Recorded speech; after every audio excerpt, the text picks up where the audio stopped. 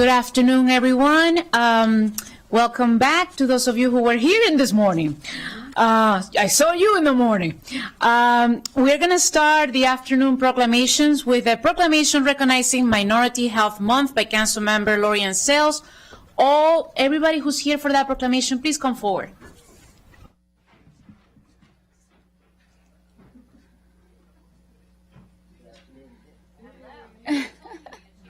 Dr. Bridgers has been with us all day. Let's have all of our organizations join us. Aww.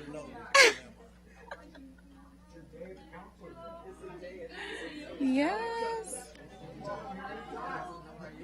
All of our partner organizations. Oh, and we have the county executive here with us as well. Good to see you, Mr. CE. All right. So we have with us the Director of Health and Human Services, Dr. James Bridgers. We also have the co-chair of the African American Health Program. We have Diego Uriburu from the Latino Health Initiative. We also have Dr. Yuchi Wang from the Asian American Health Initiative, the vice chair of their steering committee. If you're here for the African American Health Program, the Minority Health Initiative, thank you so much for joining us. Looks like we have our program director here. This morning we had our public health proclamation for Public Health Week, and now we are recognizing Minority Health Month. Here in Montgomery County, we are oftentimes recognized as, having one of the healthiest communities in the nation. And so that's a very proud distinction that we hold, but we know that that's not the reality for everyone who calls our county home. And so it's very important that we continue to support our minority health initiatives. And I often have trouble even calling them the minority health initiatives because, we are now a majority diverse community. And that also has to be reflected in how we communicate about the residents that live here and the populations that make up that diversity. So we're not talking about a minor part of our community. We're now talking about a majority part of our population that has higher disparities across the board in many different health-related areas. And so as we're thinking about these major problems that are impacting a majority of our community, we have to also ensure that the resources are there to ensure that a majority of our community is healthy and has the support network necessary to ensure that they continue to thrive equitably. And so I'm going to first hear from Dr. Bridgers. Come on down. I'm going to raise it up just a little bit. Good afternoon, everyone. Thank you, Councilmember Sales, for inviting me. Thank you to the council and to the county executive. I know he's over there thinking about the next proclamation, but I wanted to bring these remarks this afternoon, having sat through a couple of proclamations this morning and having worked directly with our great minority initiative programs and our executive committees and our steering committees. I wanted to reflect over the 4 years that I had to work with them to promote equity and change in the community. So I went back to my office. I didn't have any talking points because I don't need any talking points, but I wanted to reflect. So I put my thoughts and I penned these thoughts. So indulge me if you will. Again, good afternoon. April is Minority Health Month and is a time to reflect, to recommit, and to recognize that health equity is not an option, it is essential. It is about ensuring that every resident, regardless of race, ethnicity, language, income, has a fair and just opportunity to live a healthy life. Our Minority Health Initiative programs are best practices. They are best practices. They continue to run a challenging race, providing care with perseverance, purpose, and partnership, whether it's building program capacity, strengthening access to affordable care, expanding preventative services, improving health education and chronic disease management, or establishing trusted relationships through community-based organizations and nonprofits. Suffice it to say that this work is about cultural understanding and trust. Minority Health Month also emphasizes our commitment to diversity, equity, and inclusion, principles that are integrated into how we design programs, how we distribute resources, and how we provide care. A more inclusive system is a stronger one that benefits everyone more effectively, no matter what federal critics may say.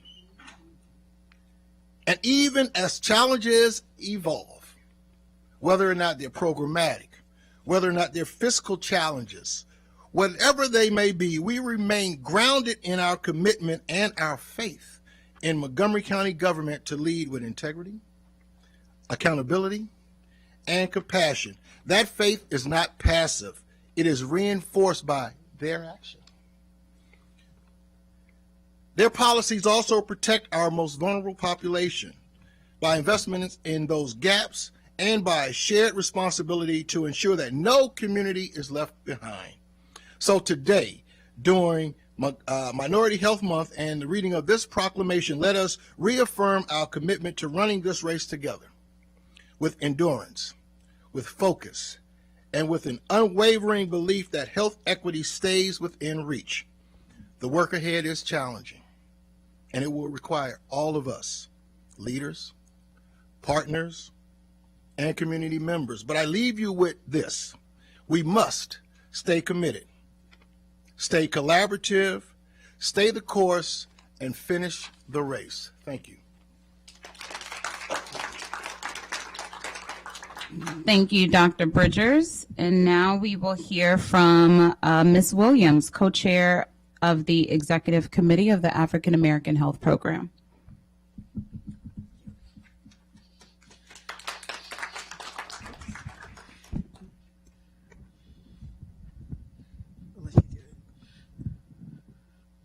Thank you. Can you hear me? Thank you. Good morning, everyone, and good morning, council members, and particularly thank you for inviting us, Council Member Sales, and all you council members as well. On behalf of the African American Health Program, we are honored to join you in celebrating National Minority Health Month and this year's theme, Be the Source of Better Health. For AHP, being the source of better health means meeting Black residents where they are with prevention, with culturally grounded care, and with an integrated team that walks alongside individuals at every stage of life. Every day, our nurses, health educators, diabetes and cancer experts, social workers, and other AHP staff work together to prevent chronic disease, support healthy pregnancies, conduct screenings, strengthen mental wellness, and connect residents to these resources that help them thrive and be able to take control of their health. This theme reminds us that better health doesn't happen by chance. It happens when communities have trusted programs like the AAHP, consistent support, and services designed with their lived experiences in mind. And it happens when the county remains committed to sustaining the approaches that have proven effective in reducing disparities. AHP is proud to be a source of better health for Montgomery County's Black pop community and look forward to continuing this work in partnership with you. Thank you. Thank you, Ms. Williams. And now we will hear from Mr. Diego Yorubudu. Perfect. Thank you very much, Councilmember Sales. Thank you for honoring the minority health initiatives, and thank you to the rest of the county council members. And thank you to my colleagues from the other minority initiative steering committees, executive committee, and for the staff. We really work, you might not know, but we also work very closely together. There's obviously many differences between the minority populations, but also there are many communalities, and we work together a lot to better the health and well-being of county residents. The best example thus far was COVID. The numbers of county residents impacted by COVID were very high, particularly in minority communities, and the strategies that were forged without speaking with us at some point proved not to be working, and the county reached out to us. And as a result of that, I think I would be fair to say that thousands and thousands of lives were saved. And so thank you to County Executive Eldridge for that and what you have continued to be done, and also to the council. Investments in the minority health initiatives are critical now to keep minority community members safe. And that's why I'll say that there have been a few cuts in the Latino Health Initiative, and I think those cuts are going to be needed very, very much this next year. So I'm going to urge Councilmember Sales and the council to reinstate those funds, and let's keep working together. Okay, thank you very much. And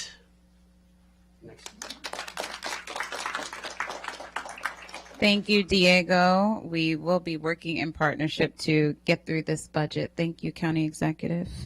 And now we will hear from our last speaker from the Asian American Health Initiative, Dr. Wang.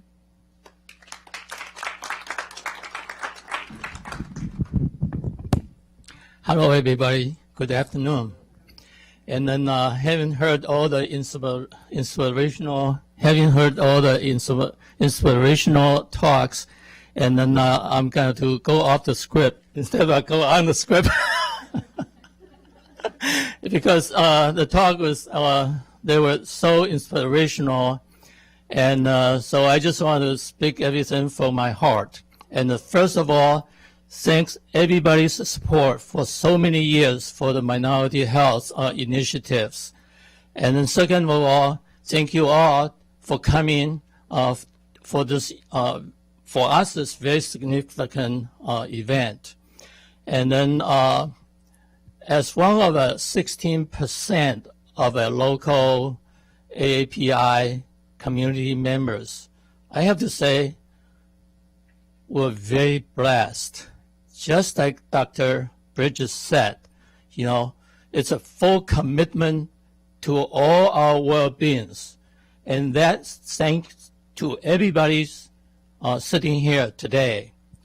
And then the reason of having the minority health initiatives is because as a minority, we have very special and unique difficulties that is not common to everybody else.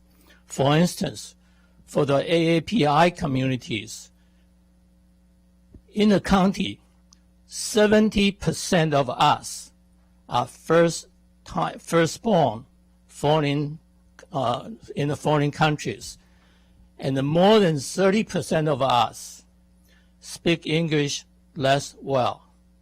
And that creates tremendous challenges when navigating all the health systems, getting the medical supports and the good health cares. And that is not something the government by itself can do to overcome. And because of the minority health initiatives that the county built the partnership through the minority health initiatives to serve the unique populations culturally sensitively and linguistically appropriately, okay? And then the partnership has paid off tremendously, okay?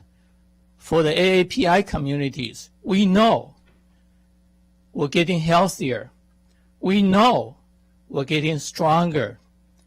That is not a cost. It's an investment. And we hope we can work together, strengthen this partnership, and make our county even healthier and stronger. Thank you all.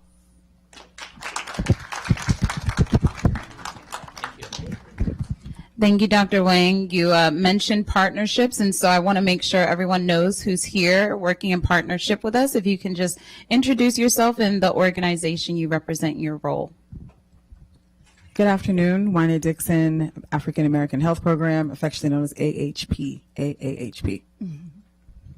Thank you. Good afternoon. Sean O'Donnell, Deputy Chief for Public Health Services. Okay. Diego Uriburu with the Latino Health Steering Committee.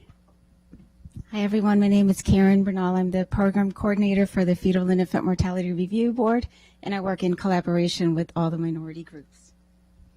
Good afternoon, Mariana Sarrani. I'm the manager for the Latino Health Initiative. Good afternoon. My name is Hyun-Sun Park. I'm the Health Program Director from Korean Community Service Center, Greater Washington. Hello, I'm Yuki Huang. I'm representing the Asian American Health Initiative. Thank you. Hi, I'm Jackie Williams with the African American Health Program Executive Committee. Hi, I'm Pat Grant. I'm with the African American Health Program Executive Committee. Shari Campbell, President of Xi Sigma Omega Chapter of Alpha Kappa Alpha Sorority Incorporated, and we're a community partner with AAHP. Good afternoon again. James Bridgers, the Director of the Department of Health and Human Services. Good afternoon. Erin McClure, she, her pronouns. I'm from the School of Public Health at the University of Maryland. Proud graduate of our program right here. Glad to be here today.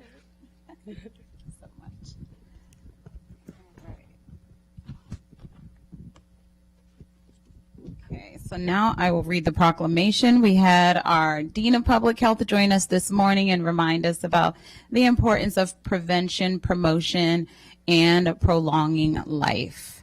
So, whereas the origins of National Minority Health Month trace back to 1915 when Booker T. Washington established National Negro Health Week to address the disproportionate health burdens facing Black Americans, and whereas in 2002, the United States Congress formally designated April as Minority Health Month, building on this legacy with the observance led by the United States Department of Health and Human Services Office of Minority Health, and whereas National Minority Health Month brings national attention to the persistent disparities in premature death and illnesses affecting racial and ethnic minority populations, and whereas Montgomery County is one of the most diverse communities in the nation, where roughly 1/3 of residents were born outside of the United States, and more than 160 languages are spoken,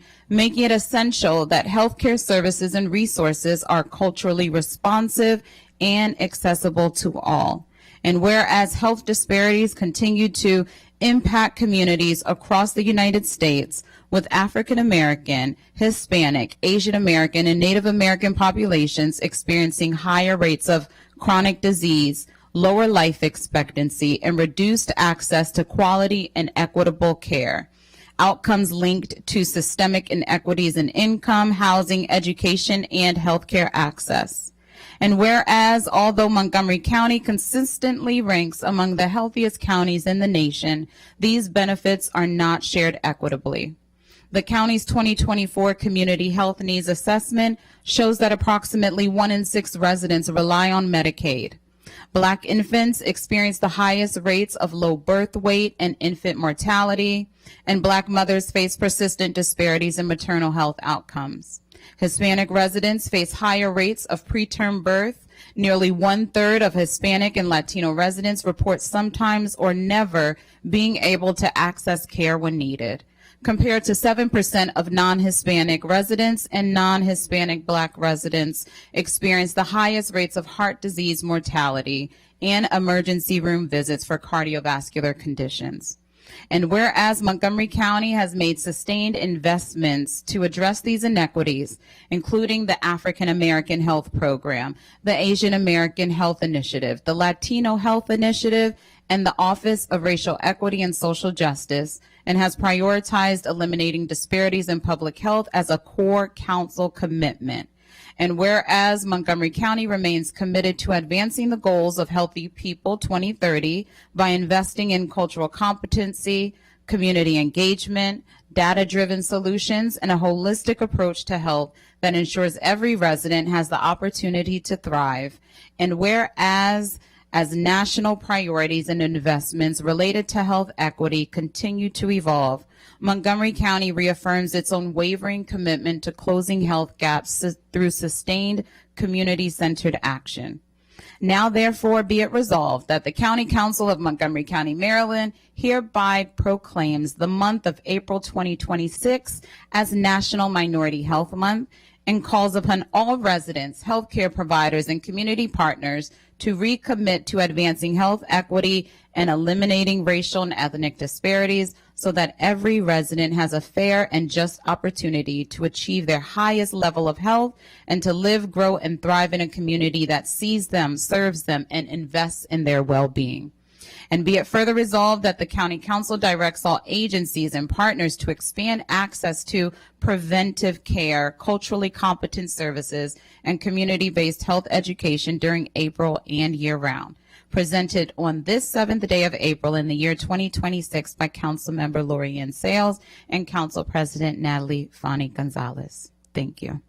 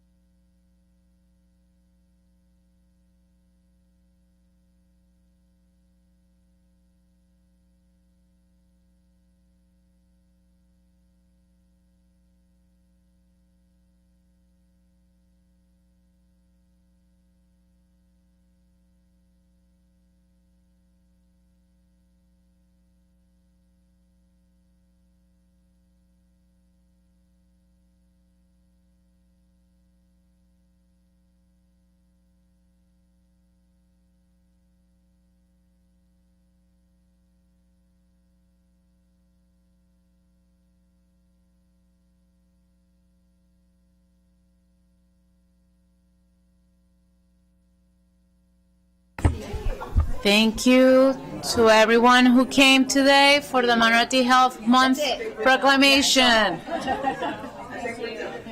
Thank you. So we're going to move on to the next proclamation. Ladies and gentlemen, we're going to move on to the next proclamation.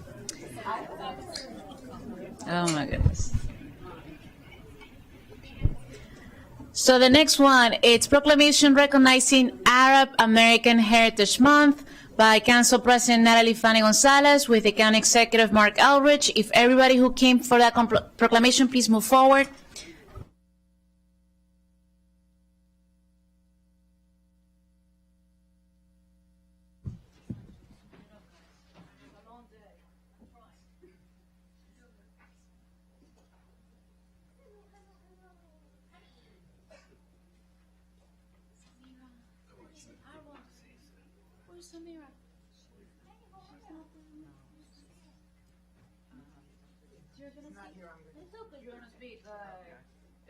Big shoes to fill. Good afternoon, everybody. Thank you for being here today. Again, my name is Natalie Fani Gonzalez. I'm the County Council President. I'm here with the County Executive, thank you, Mark Elrich, to join on a proclamation celebrating Arab American Heritage Month. We're so proud to live in Montgomery County and really uplift people of all diversities here. And that's why this county is so special, because we not just accept each other, we celebrate each other. Our culture, our food, our books, especially our books. Where's Arwa? Oh, there she is, taking a photo. I want to thank you for all your leadership, Arwa, because you have been an amazing person to coordinate with the Middle Eastern Advisory Board and the community partnerships. And I think, although I'm here to celebrate and uplift the community, I had to say, sometimes you need a leader to really keep people together and move us forward. And you have done such an amazing job. And I needed to say that publicly. With that, I'm going to turn it to County Executive Mark Elrich. Thank you. And I think, Natalie hit the right spots on this. We are an incredibly inclusive community. And we have made a point of being that. We don't get this way accidentally, you get this way intentionally. And we're really glad of the partners we have in the Arab American community, and we think it's appropriate to celebrate this like we celebrate so many of the other communities that are in Montgomery County. I want to express sympathy and also solidarity with people who've got relatives in the Middle East right now. This has got to be an incredibly difficult time of great concern for the well-being of the people who are living there today. And I share your concerns, and I hope and I wish this thing ends as quickly as possible, because this is just a tragic waste of human life. And there are better things we can do. God knows we've got a million things we could do in this county with the resources that are available. It would be nice to be spending that money on the stuff we know we need. Also want to, emphasize that we continue to be an inclusive and safe community. The passage of the Trust Act reaffirms our position on these things. This county is not cooperating with ICE and deportations. We are not part of rounding up immigrants. We welcome immigrants in this community, and we do our best to provide an environment in which they can thrive and achieve their dreams. I mean, I'm a second-generation American. My grandparents came here for a better life from oppressive conditions in Lithuania and Russia. So all of us, probably everybody in this room, is not that far removed from an immigrant who came here seeking a better life. And we ought to expect the same for the people who have come today as our grandparents and great-grandparents looked forward to when they came to this country 100 years ago or more. So I just want to acknowledge the work you do, the celebration of tradition and heritage, and just assure people that Montgomery County is staying Montgomery County. We're not going anywhere, we're not changing, and we're always going to be a place that wants to make sure that if you live here, you're part of being here and you're welcome here. Thank you so much for those words, County Executive. And I just want to uplift really quickly, just as a follow-up with what the County Executive said. This Saturday, the county is going to be presenting a citizenship clinic that I'm doing with the County Executive and the Governor Wes Moore to ensure that immigrants who are eligible to become citizens can do so. It's going to be in Wheaton at 2 p.m., the Wheaton Rec Center. We already are in full capacity, which is a great problem to have, and which means that we're going to have more of this citizenship clinics, but it's a reflection of the values and the actions that this county is doing to celebrate our beautiful diversity. Before we read the proclamation, I'm going to ask each person to please introduce themselves, and I know you have some remarks to give us, right? So if you want to say your name and pass the mic, please. This is very difficult for me. I'm not at all a public speaker, but my name is Debbie Trent. I've lived in Montgomery County since 1988. Originally, I'm a Jersey girl, and I'm of Lebanese and Arab heritage. I'm very proud of that. This is an infuriating time for our community. Thank you, County Executive and County Councilwoman, for acknowledging that. I consider this a safe haven, a sanctuary, but we've got a lot to do. And in the Middle Eastern American Advisory Group, appointed by the County Executive and with the County Council, we're going to be doing a lot more to make our community even more welcoming. And thank you for being here. Thank you, Napa, because you said that, I had to say, and also my mom is Lebanese, so I had to say that too. Go ahead. Hello. Hi, my name is Layla El Asmar. I'm a first generation Palestinian. I was born and raised here in Montgomery County, went to MCPS. Now I have 2 boys that are MCPS, and I'm very active in the community. And I'm also part of the Middle East Advisory Board, which I love, and I'm so happy to give back in this way. Thank you for having us.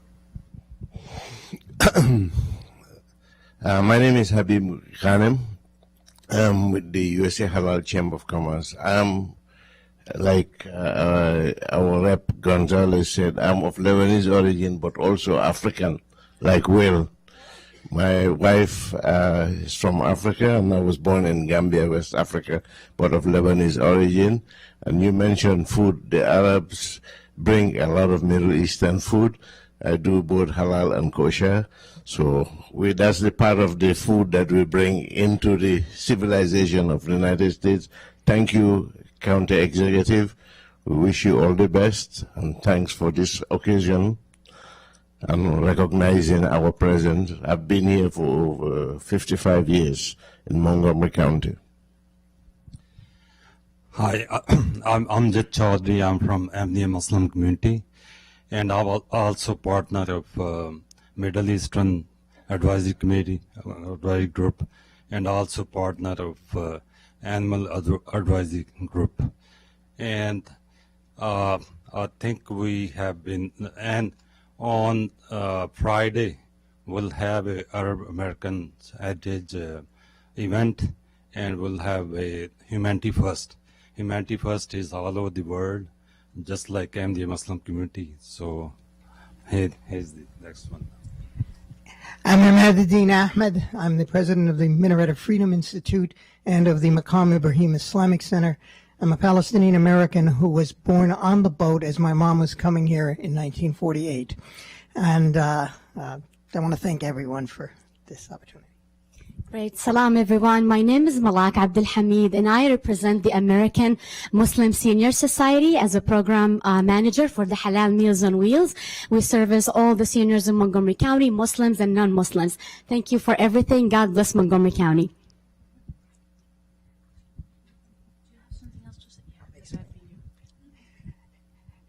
I'm substituting for Samira Hussein. I just found out a half an hour ago I was doing so I have no prepared remarks.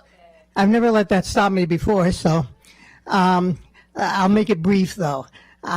Trying to think what I could say, and I neglected to mention, by the way, I've lived in Montgomery County for 47 years, but I can only speak from personal experience. The warmth and the welcoming of this majority community is, I think, not unusual in the United States. My dad came here when he was 12 years old, and he finally was able to buy his own home in 1948.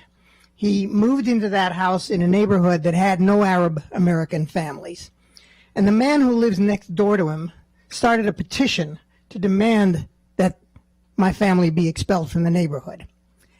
Not a single person signed his petition. So he signed his house, sold his house, and he moved. This is a free country. You don't have to live next to Arabs if you don't want to. But I want to thank this community and the reflection of this council that reflects this community in showing how we value each and every person, and we judge everybody by their contributions, their ability to contribute to this society, and not by where they came from. Thank you all. Thank you so much, sir. That was beautiful. So now we're going to read the proclamation. The County Council of Montgomery County, Maryland proclamation.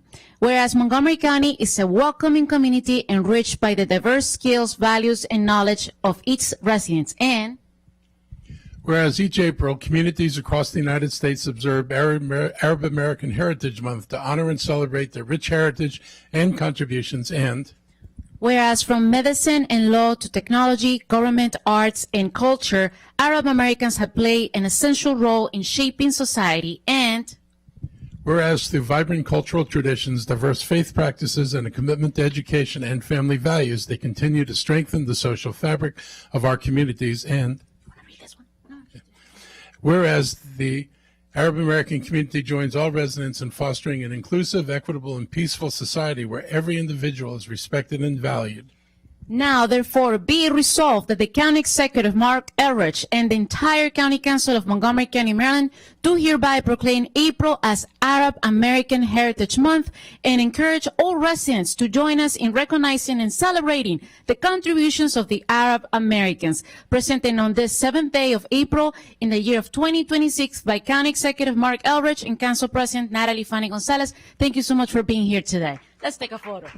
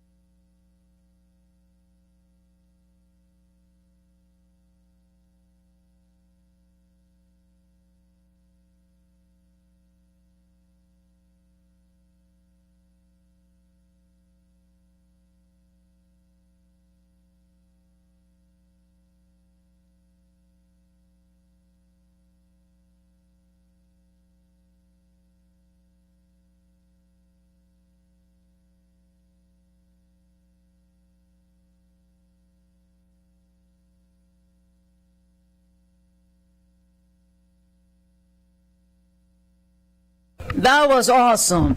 Okay, at least for me. Thank you, everybody, for coming today. I needed this. I feel energized after this morning.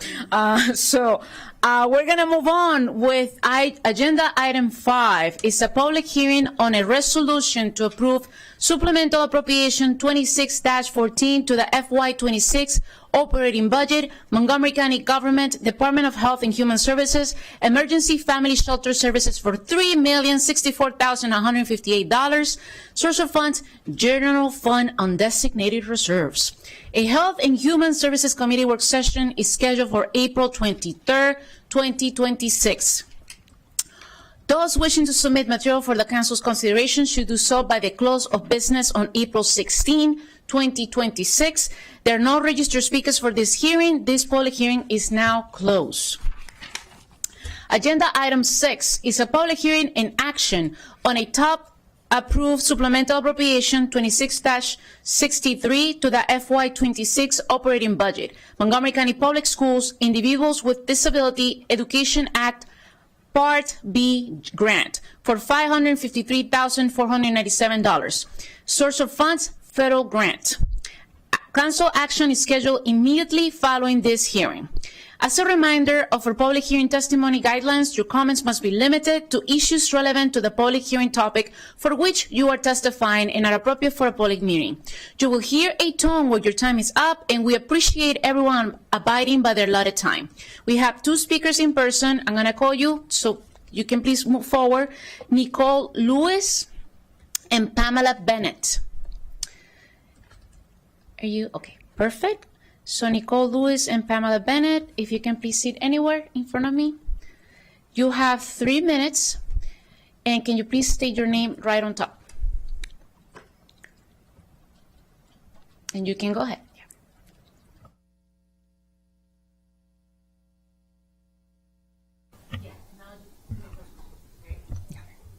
My name is Pamela Bennett. Okay. Good afternoon. My name is Pamela Bennett, and I am the Program Manager of the Community Companions Program of Catholic Charities in Rockville, Maryland. I have proudly served in this role for the past 6 years. Community Companions was established in 1989 as an after-school program for children and young adults with developmental disabilities. Since then, we have expanded to serve children with autism and now offer after-school care, school respite days, and summer camp programming. Today, we support up to 30 children from Montgomery County and are licensed by the Maryland State Department of Education Office of Child Care. We remain one of the few specialized high-quality child care programs in the county for children with disabilities. Our program focuses on building essential life skills, including communication, daily living, motor development, and social behavioral skills. These are taught through structured, age-appropriate activities in a safe and supportive environment. We also emphasize community integration so that our participants can engage meaningfully with the world around them. We operate during out-of-school hours, providing critical services such as behavioral support, therapeutic activities, and life skills development. For many families, we are more than a program. We are a lifeline. Each year, more than half of the families who contact us begin by saying, "I didn't know this program existed." They then share difficult experiences, stories of their children being misunderstood, disciplined, or repeatedly sent home from other child care settings due to behaviors related to their disabilities. Community Companions offers something different. We provide a place where these children are understood, supported, and given the opportunity to succeed. For many families, we are one of the only consistent supports they can rely on. Without this program, many of the children we serve, especially those who have aged out of traditional child care, risk being left behind. The loss of Community Companions will not only impact their development, but also limit their parents' ability to work and support their families. Although we experienced some under-enrollment in recent years, our program quality has remained strong. In preparation for increased need in FY26, we conducted targeted outreach and achieved strong summer enrollment. However, we were not aware that program funding had been reduced. We remain deeply committed to serving Montgomery County families. With an adjusted contract for FY27, we are confident we can continue delivering these essential services in a sustainable way.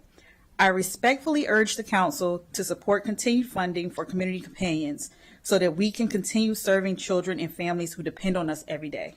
Thank you for your time and consideration. Thank you. I don't see Ms. Lewis here, so we're going to move on.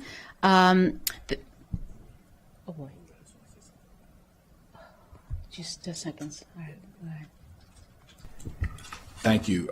Just wanted to mention on this one, it didn't go to committee, but OLO did send some considerations on this proposal, on this grant, and I was asked to mention them because I wanted to mention them on the record. So IDEA is always underfunded.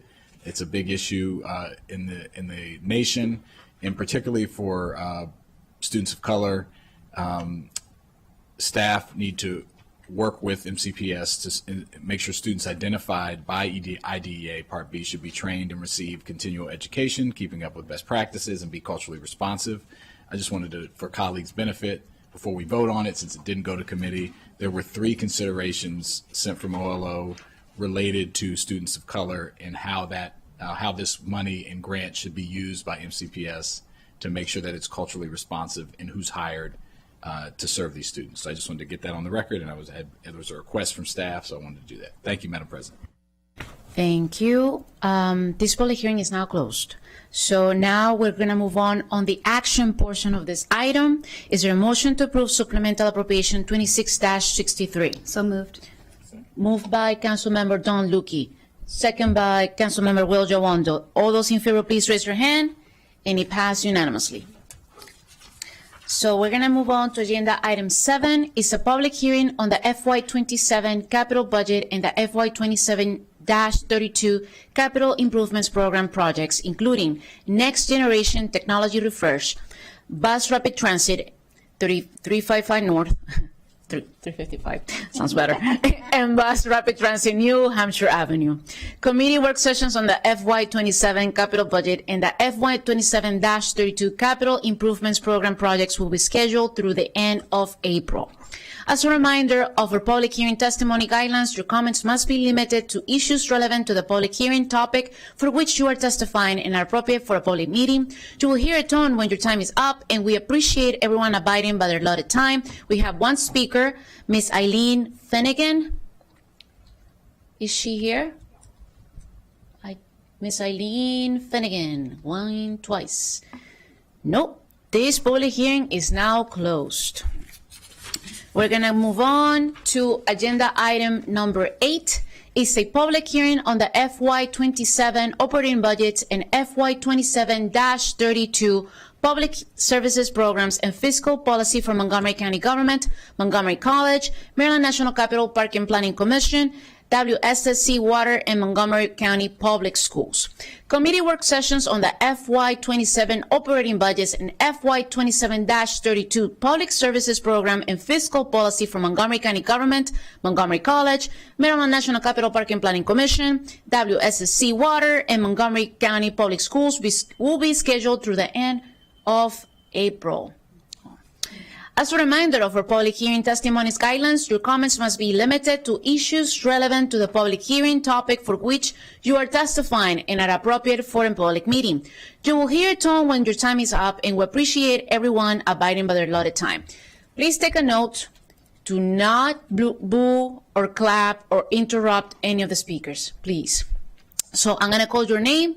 As I call you, please move forward. I'm going to start with Jaslyn Flores. Jasmine White, Victoria Thomas, Davida Rowley, Vernon Rex, and I'm going to ask Bruce Cohen to also move forward. I think we're going to stop with those, and we're going to start with Ms. Flores first. And you have 5 minutes because you're testifying for 2 items, okay? You signed up for 2 items, right? No? I see. Can you please turn on your mic? Go ahead. Hi. My name is Jaslyn Flores. Good afternoon. To be honest, the thought of coming back here today to testify, as you can hear, was almost paralyzing. If my husband hadn't driven me, I never would have made it here today. And yet, I'm here before all you, trying to calm down desperately. Because a fully funded Recreation and Parks Department changes changes people's lives. When I spoke to you last year, I shared that participating in the Maryland Senior Olympics had substantially impacted my life. I went from a full-time recluse to just surviving each day to someone with hope. Most people assume that once I'd found my way out of the darkness and started participating in life, I wouldn't go back. But that's not how it works. There are still more days than not when the pain, both physical and mental, make the world seem very overwhelming. Days when leaving my house feels impossible. There is also the reality of our current social and economic climate. When you are spending so much money and of your income just to survive, you start asking yourself, what can we afford to cut or do without? Too often the answer is anything that might actually help you live and just not exist. That is why Montgomery County Parks and Recreation matters so deeply.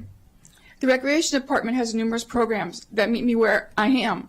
On the days I struggle, I remind myself of the instructors like Jeremy, who is always upbeat and positive and calls us his party people.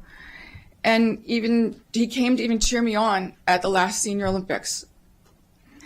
The staff, like White Oak Senior Center Director Tiana, who never fails to tell me how amazing I look. And Recreation Supervisor Stacy, who encouraged me to swim a more challenging event in the most recent Olympics. And she was right, I got a gold medal in that event. Not to mention the other participants who, just like me, would sometimes rather be anywhere else but exercising. In the spring and fall, my husband and I have date nights, and we attend the free concerts at Brookside Gardens. We sit under the open sky, enjoy the fresh air, listen to live music, and people watch. From families with young children eating on their blankets to older adults dancing the night away. It is a mix of culture, ages, backgrounds that reflect the richness and diversity of this community. The county is helping its citizens have moments of joy without having to sacrifice other needs in this challenging economy. To recreate this in the private sector, what the county provides and subsidizes, fitness and mental stimulation classes, sports leagues, aquatics, concerts, social programs, and so much more, will be between about $4,000 to $9,000 per year per person, which is far out of reach for our family and many others. Programs like Bone Builders and Balance Boom improve balance, increase strength, and help prevent fractures, keeping older adults independent and out of the hospital. Senior congregate lunches not only address food insecurities, but just as importantly, they fight loneliness. And sadly, many locations have a waiting list for this program. And the lifelines don't just exist for seniors. They exist for the next generation as well. I know a young woman in the county who, like me once, could not see any future in herself, who wanted to give up entirely. She found her way into TeenWorks. Through that program, she was supported, connected with a GED pathway, and surrounded by people who believed in her when she couldn't believe in herself. Today, this young lady is alive. She's married, working, and a contributing member of our community. Her life was not simply changed, it was saved. Recreation and parks programs create independence and connection, strengthen not only the body and preventing injury, but also supporting the mind, both intellectually and emotionally. They mean hope, having a reason to get out of bed and keep trying. It's not extra. It's essential infrastructure for a healthy community. And it is a smart investment. Because for us, having all these programs and facilities available, many more than I mentioned here, and have them funded is the difference between having a full life with dignity and joy and just existing. Thank you. Thank you. Next, Ms. Jasmine White. Good afternoon, Council President Fani Gonzalez and Council members. I'm Jasmine White, CEO of Montgomery Community Media. I'm honored to be here today representing MCM, the county's only nonprofit, non-commercial public access media organization. Our mission to use media to connect people and inspire them to live their best lives is no small task, but it is especially critical at a moment when media is often used to sow division, amplify hatred, and pull people apart. At a time when many media outlets are under pressure and shifting their priorities to respond to a national agenda, MCM remains committed to trusted hyperlocal journalism, workforce development, and training that directly serves this community. We strongly believe in the power of community-based storytelling and keeping residents informed and connected. As communication needs across the county continue to grow, we ensure that local voices are heard and vital public information remains accessible. Over the past several years, I've shared with this council that declining cable franchise revenues require us to think differently about the future of community media. That reality has not changed. In fact, it has become more urgent. Cord cutting continues to reduce the revenue that has historically supported MCM, even as the need for our work continues to grow. That is why MCM is focused, now more than ever, on our future and sustainability. We are not standing still. Our FY27 plan is a strong step toward consolidating channel operations and creating a more modern and efficient service model. I've appreciated the opportunity to speak one-on-one with nearly every council member to hear your ideas and think together about the path forward. The legacy cable funding structure is no longer enough to meet this moment, but MCM is doing the hard work now to build what comes next. We are no longer rearranging furniture on the Titanic. We are building a whole new boat. The underrepresentation of community voices and the need for civic engagement are not just MCM issues, they are county issues that require community-centered solutions with county leadership input and support. I'm confident that MCM is moving in the right direction to make the necessary changes that reflect the innovation, creativity, and resilience that are synonymous with this diverse community. The future of digital community media in Montgomery County depends on innovation, digital access and equity, local relevance, and preparing people to participate in media responsibly. Next year, we will be charting a new course, but we are doing so with purpose, vision, and a deep commitment to our mission. I respectfully ask for this council's continued support as we work together to build a more sustainable, responsive, and community-centered future for media in Montgomery County. Thank you for your time and consideration. Thank you. Next, Victoria Thomas. My name is Vicki Thomas, and I'm testifying on behalf of the county's Animal Services Advisory Committee, which represents numerous animal welfare organizations and the public. Our responsibility is to advise the council and county executive on all matters related to animal services. I have also volunteered over 4,500 hours at the county shelter. The welfare of animals in Montgomery County is inseparable from the well-being of its residents. The Office of Animal Services, OAS, stands at the center of this connection, serving both as a guardian of animal welfare and a pillar of public health and safety. We recognize the enormous challenges you face with the budget this year, but the direct services OAS provides are essential, not optional, and are literally a matter of life and death. The current economic and political disruptions are forcing families into heartbreaking decisions, and the impact is showing up at our shelter doors. Surrendered animals are rising, cases of neglect and cruelty are increasing, abandonment is becoming more common. The shelter is operating beyond capacity while still striving to maintain high standards of care and a live release rate of 90%. But these goals are now at risk, not because of a lack of commitment or compassion, but because of a lack of resources. Imagine your dog being confined in a small kennel for 23.5 hours a day, or your cat in a small steel cage with minimum interaction. This is not ethical or humane and can lead to severe medical and behavioral issues.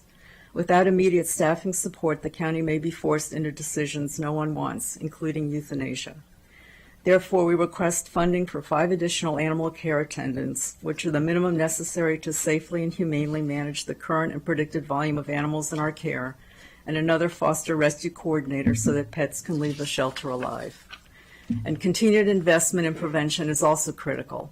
The Healthy Pets, Happy Homes initiative directly reduces shelter intake by helping families access pet food and veterinary care before a crisis occurs. We recommend maintaining $30,000 for the community pet food pantry and $125,000 for low-cost spay-neuter. These programs are not only compassionate, but they are cost-effective. It costs about $1,600 to care for each animal in the shelter, far more than the cost of preventing that intake in the first place. So this is a moment to decide what kind of county we want to be, one that ignores an impending crisis or one that works to prevent it. OAS is not merely an animal shelter, it is a cornerstone of the county's civic and moral responsibility. It provides direct support to both community residents and the county's animals and deals with life and death situations daily. Therefore, we urge you to fund the necessary staffing, sustain prevention programs, and ensure OAS has the resources needed to protect our community so that our county remains a safe, humane, and forward-thinking place for all who call it home. Thank you. Thank you. Next, we have Davida Crowley. Yes, hi. Good afternoon, Council President Fanny Gonzalez, Council Vice President Falcom, and members of the County Council. My name is Davida Rowley, and I'm here today in my capacity as Chair of the Montgomery County Community Action Board. On behalf of the Board, of course, we thank you for the opportunity to share our priorities for the FY27 budget. As a reminder, we are the county's federally designated anti-poverty group. Our board is the government body for the Community Action Agency and the county's Head Start program, along with the Head Start Parents Policy Council. We advocate for the needs of economically disadvantaged residents at all levels, and we're very proud to lead the Community Advocacy Institute, which is a free advocacy training program for income-eligible residents. And you will hear from several of our CAI participants in the coming days, and we hope to see some of you at the graduation next month. We're very pleased to see strong support for DHHS services and local nonprofits in the FY27 budget.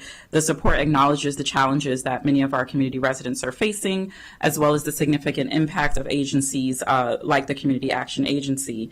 So today we want to share our key priorities for the year ahead. First, and you've heard us say this before, are the needs of the immigrant community. We want to thank the Council for your strong support already. We are still hearing from staff at the Test Community Action Center and the Community Action Agency Navigation Program, as well as the Community Advocacy Institute, that residents, of course, are still living in fear, and that's why we're uplifting it again.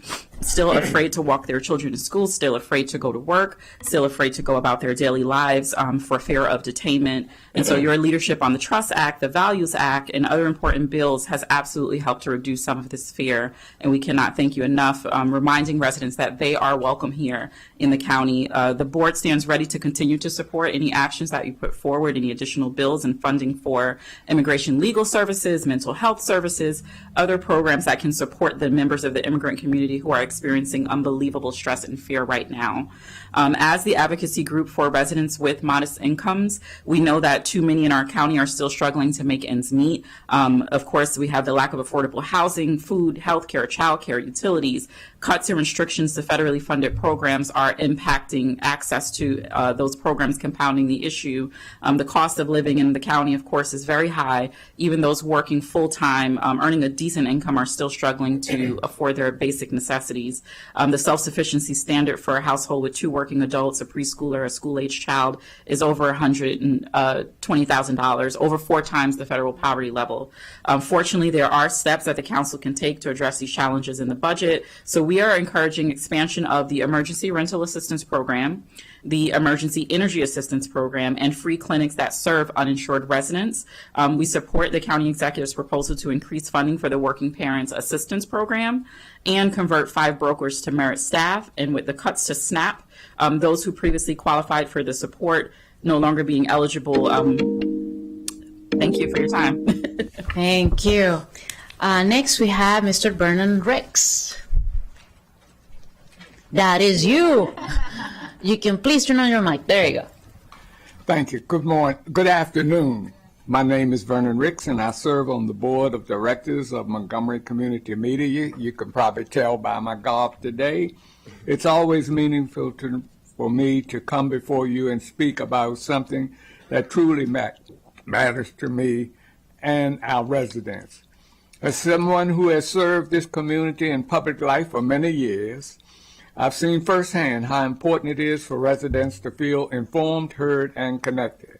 As Montgomery County approaches its 250th anniversary, I've been reflecting on the principles that shape this country, principles like freedom of expression, the free exchange of information, and the belief that every voice matters.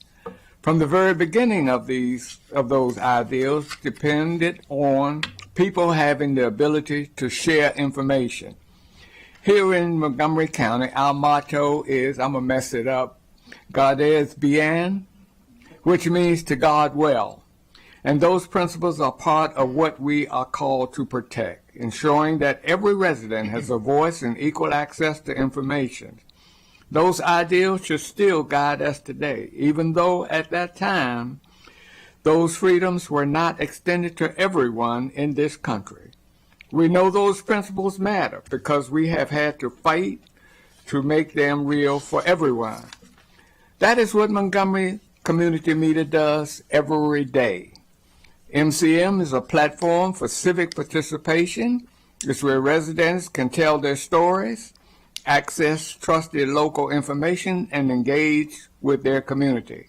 At a time when local news is disappearing and trust in media is fragile, MCM provides something increasingly rare: independent, community-centered journalism, and a platform for residents to be seen and heard. Through initiatives like The Pulse, a weekly news program, MCM is bringing critical local stories to light, stories that inform, connect, and even prompt action in our community. And importantly, this work is not funded by tax dollars. It is supported through cable franchise fees, model that is declining even as the needs arise.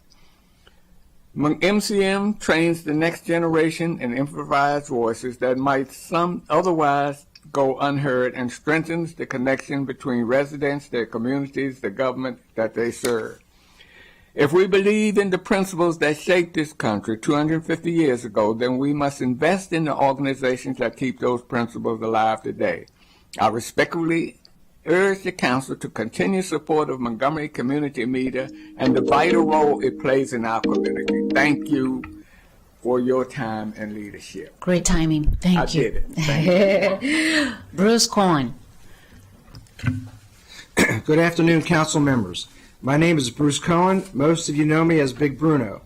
I'm a former CPA and certified fraud examiner with the federal government, and for the past 17 years, I've been inside our animal shelters and working closely with animal rescue groups. I am at the shelter Monday through Friday, beginning at 7 a.m. Over the past 3 years, I've logged more than 3,226 volunteer hours. Right now, we are at a breaking point. The shelter is near capacity. Staff are overwhelmed. Volunteers are doing the work of many people because they refuse to let these animals be forgotten. The system is under strain. Shelter management has publicly stated euthanizing dogs for space is becoming a possibility, not because these dogs are dangerous, not because the dogs are suffering, but because we don't have enough room and not enough funding for additional FTEs and numerous projects. We are talking about killing healthy adoptable dogs. This is a moral failure, and if it happens, it will be a joint failure. Do these animals matter? We already know what works. First, require spay and neuter for all existing dogs and cats and ensure all residents have access to a robust, low-cost spay and neuter program. Second, eliminate breeding for all animals for a specified number of years with only a few exceptions. Third, remove outdated housing, breeding, and weight restrictions that block adoptions. Fourth, strengthen rescue and foster partnerships with proper staffing by adding 1 to 2 more rescue/foster positions. Currently, there are over 100 animals in foster. Fifth, expand outreach with more internal and external adoption events. Sixth, open the shelter on Wednesday. Seventh, ensure every dog has a strong, up-to-date bio on the shelter's webpage. Dogs are sitting in their kennel 12 to 20 hours every night. When I open the kennel door at 7 a.m., I see one of two things: either feces and urine all over the floor and their dog bed, or a completely clean kennel, which means that dog has been holding it in for up to 20 hours. That is not acceptable. We need dedicated dog walking positions with FTEs or contracted staff and a structured morning, midday, and evening walking program, including a final walk between 7 p.m. and 10 p.m. Council members, these animals did nothing wrong. They are here because the system failed them. Work closely with shelter management. Stay engaged. Do whatever it takes to prevent this. Because if one healthy, adoptable dog is euthanized for space, we all know it didn't have to happen. Be the council that stepped up, not the one that looked away. because the dogs don't have a voice, but your vote does. Thank you for this opportunity to express my thoughts and opinions. Thank you very much for being here. I'm going to call on the next panel, okay? Madam President, yes. can I make one off-the-record request? Oh, boy. I was here in December, January, February, and now today, and the clock on the wall over here is still saying 5 minutes to 9. I thought you fixed it. Then you fixed it. Can somebody get batteries? We are going to get appropriate to it. batteries or something? Thank you. You're the second person who notices that. Yeah, thank you. Thank you. Thank you. Okay. Yeah. After that little laugh, we're going to move on to the next panel. I'm going to call on Link Howing, Robin Fecker, Ben Ross, Bridget Howell, Clara Lovett, Alan Cohen, and Lillian Mass. If you heard your name, please come forward, and we're going to start with Mr. Link. Everybody has 3 minutes, and your time starts now. Hi, I'm Lynn Cohen of the Fair Access Committee for the Western County. I've noted in my past testimony that we are advocating not new spending, but rather catch-up funding that helps address many of the inequities our area has long faced. We thank you for your continued support as we work together to try to address the shortcomings of the past. There are a number of projects or programs that need to be supported in the FY27 operating budget. Here's a quick overview of the key initiatives that we are advocating that need your support. A community center with clinic. While not yet needing funding for programs and staff, the community center is in the FY27 CIP for design, and it is important that it move forward. We urge your support for the design funding and in the future funding for the construction and completion of the center. The pool bubble. We've made the case for this common sense efficient proposal. It remains unfunded, but it's an important part of ensuring our area, which can often be 20 miles or more from indoor swimming facilities, is treated equitably. Over 1,600 seniors, numerous young families, and our very successful swim team deserve this facility. Ride-on bus improvements. We spent several years developing a series of proposals, including what we call reverse flex, to make our public bus service work for many who need to get to work and make needed and important medical appointments. We have seen new flex areas come online and believe our area should have a flex system as well. Much of the support for this project would come from operating funds. Rural roads maintenance. The well over 160 miles of rustic and rural roads, many of which are in our area, are our main streets. They make life convenient and support our farmers who need to be able to get safely to move their equipment to their fields. We have learned there is no budget line item committed to rural roads maintenance, and the equipment for maintaining rural roads is not in good order according to our depot. WUMCO funding. WUMCO has taken the lead, as you know, in helping identify the often hidden needs of so many in our area who can't easily get to routine medical and dental visits. WUMCO needs the continued line item funding resources in the county's HHS budget dedicated to supporting the management of its medical, dental, and counseling programs. And finally, the Poolesville Seniors Grant. A deeply flawed county grants program denied Poolesville seniors a county grant that had been awarded for many years to support what has been acknowledged as a standout program for seniors. They have since received support, but it's not adequate to keep up with the needs. We have no community center, and the county promotes no programming in our area. Poolesville seniors programs are not supplemental as they are in other areas. They are the way our seniors get access to programs available elsewhere. They deserve your support and full funding from the county to support the work. Thank you for your support and your time. Thank you. Next, we have Robin Ficker. Thank you very much, Madam President. It's a pleasure to be here before our county council. I'm Robin Ficker, a lifelong resident of Montgomery County. You can't make life more affordable in Montgomery County by increasing property taxes, income taxes, and many additional fees. It doesn't work that way. We have gas up at $4 a gallon. You can't say that we're making housing more affordable in Montgomery County and raise property taxes. That's an April Fool's joke. You can't do it. This is not a serious budget. This is not even a serious budget proposed by a county executive who was the only person in U.S. history who has been term limited 2 times in office, primarily for raising taxes. This is a budget proposed by a candidate in the in the election coming up in June, where the absentee ballots are mailed out in about a month on May 11th. Today is April 7. The absentee ballots are being mailed out very soon. This is a budget proposed by a candidate who was one of 17 candidates for 4 at-large positions. We know that about 105,000 people voted in the 2024 Democratic primary. He needs about 40,000 votes in that primary to be one of the top 4. The best way to do that is take a Mondami approach and give a lot of money to people who are going to be voting in that primary. And that's all this budget is. It's a press release. It's a campaign press release. We cannot make Montgomery County more affordable by raising taxes. The school budget is a question. The CPI increased 2.75% over the last year. The number of students has been reduced by 2%.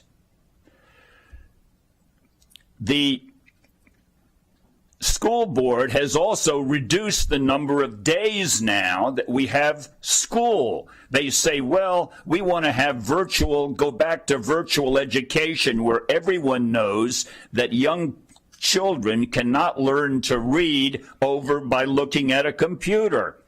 So we're getting less production out of the school system. The test scores are still woefully low. None of the money we are paying there is tied to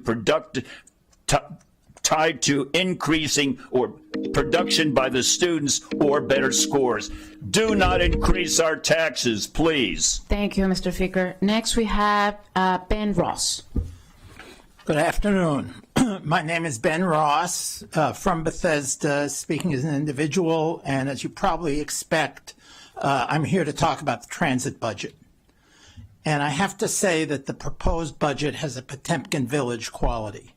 Our current transit service is subpar and getting worse, yet the money and attention go to showy projects that will do little to help the rider and may never even materialize. Already, ride-on service fails to meet what used to be the county's minimum standard of a bus every half hour. We don't have any relief buses to fill in when a bus breaks down, and this budget will make it worse because it cuts 13 FTE positions. Bike share is shrinking in Montgomery County while it expands in the rest of the region. And at the same time, we're chasing expensive fads that yield press releases more than transportation. Hydrogen buses are an experimental technology. On-demand transit that's been tried in other places, and it consistently fails to attract riders. We're buying inefficient battery electric buses while electric cars are a fully mature technology, and the county still buys gasoline-powered cars. And most of all, there's the BRT. This budget has a real tell. The extension of Observation Drive was justified as a BRT project. Now the road's being moved away from residential areas where nobody will be able to walk to the bus. Yet I haven't seen a word about the effect of this change on the BRT. Who are we kidding here? Is the real aim of the BRT program serving riders, or just to say we have BRT? The proposed budget transfers $52 million of transit revenue to the capital budget for transit.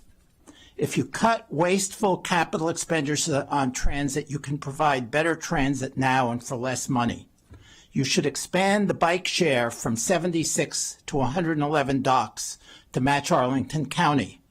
That's just $1 million to start and less than $500,000 annually. You should run every ride-on route every half hour and bring back the relief buses. You should expand the Bus Priority Program, which funds low-cost capital improvements that really make a difference. Then you should adopt a completely different approach to upgrading bus lines. Don't start out with an expensive, time-consuming process. Just run frequent buses on the route, see how it works, then target capital improvements based on ridership and the location of bottlenecks. So thank you very much, and I hope you pay careful attention to the budget. Thank you. Next, Bridget Howe. Good afternoon. I'm Bridget Howe with Nonprofit Montgomery, an alliance of nonprofits that serve county residents. Last year, we issued a comprehensive report on the state of nonprofits, and sadly, I don't really have a positive update. I listened to all of your remarks this morning, and I recognize this is a hard budget. These are difficult conversations, especially given the external pressures facing Montgomery County from the federal government, job losses, and a stagnant economy. However, the nonprofit sector must be direct. An 8% adjustment to the county's contracts with nonprofits is necessary, more than the 2.5% recommended in the budget. This number may sound like a pie-in-the-sky request, considering the past few years of inflationary adjustments in the 3% range, with this year's recommended increase coming in at 2.5%. But the reality is that without contract increases that meet the true costs of services, our safety net is threatened, and so is the stability of the nonprofit workforce. And here's why. County-funded nonprofits are serving many more clients than in prior years due to those same external pressures. These clients have complex and intersecting needs: housing instability, food insecurity, health and mental health crises, family economic distress that require greater staff time and collaboration among organizations. Operating costs are surging. Organizations small and large are overwhelmed by utility and fuel costs, rent and maintenance, insurance premiums, and employee health insurance. These are unavoidable expenses that current contracts simply do not cover. Every dollar diverted to operating costs takes away from direct service to county residents. County contracts have not kept pace with inflation, operating costs, or increased administrative demands. And while we're navigating how to fund these increased operational expenses, the administrative burden of managing contracts has also increased. This requires more staff time, also diverting funds from direct service. At the same time, philanthropy, individual giving, and business sponsorships have declined for 75% of county nonprofits. This is a perfect storm that threatens the sector's long-term sustainability and current ability to deliver important services. Finally, the nonprofit workforce is struggling. They face the same affordability crisis as every resident due to skyrocketing costs, but our frontline workers are falling further behind. And in reality, we all know nonprofit compensation has never kept pace with public employee compensation. As a result, some nonprofit employees now rely on the very services they provide. Without a common sense adjustment, our capacity to serve clients will continue to shrink, experienced staff will leave, critical services will be disrupted, and long-term county investment will be at risk. As a reminder, nonprofits are businesses, employers, and consumers of goods and services. Straining our operations endangers far more than just our clients. An 8% increase is not unrealistic. It is what's needed for survival. Thank you. Thank you. Next, we have Clara Lovett. No, can you, the other one? There you go. Thank you. Thank you for the opportunity to testify. I am here today again to speak about the budget for the Parks Department. I am a resident of the village of Friendship Heights, Down County. I have also served for 8 years on the board of directors of the Montgomery Parks Foundation, which assists the Parks Department by raising private funding and by helping the department experiment with programs that cannot be funded by the public budget. I know the challenges you are facing. I've lived in the county long enough to learn how difficult it is to serve on our county council. And like most residents, I appreciate the high level of services that we enjoy. So I do know that you face very difficult choices. Nevertheless, I urge you to fund the department's request of a 6% increase over the fiscal 2026 budget. The requested increase will not support any new programs or even the expansion of existing programs. It will, however, enable the department to fill a number of vacant positions that have been vacant for some time in areas that are essential to public safety and security. We're talking about trail maintenance workers, tree climbers, literally people who can climb trees with sharp objects to cut tree limbs that could pose a danger to people, people who maintain the playgrounds in our parks. This is especially important in those parts of the county where many seniors live and where families with young children live, especially if they live in apartments or townhomes where the children don't have a private playground behind their home. Look at the practical side, not at the ideal side. The practical side is that the park system is a major contributor to the quality of life in our county. You know that it is a jewel in the crown of our county. On a practical side, these jewels in our crown are essential to stem the declining tax base of our county, which is a very critical problem when you see the fiscal challenges you face. It is an essential component to attract skilled immigrants and business investors who will want to be part of our future. Thank you so much. Thank you. We're going to move on to the next person, Alan Cohen. Thank you. For the past 45 plus years, I've been involved with the county on two passions I have. The first one is the animal shelter in my creation of McPaw. And I don't want to take extra time from you, but I want to reinforce what Vicki Thomas said earlier and Bruce Cohen, no relation. But I've seen the dedication. I also work on the food pantry. I urge any of you to come up, get up at 6:30 some morning to St. Jude's in Rockville and see what we do twice a month, and the people, how appreciative and how many blessings you get for the food. My philosophy is, and we don't ask any questions, but for every person that we help provide food, it's one less animal that potentially would end up in the shelter.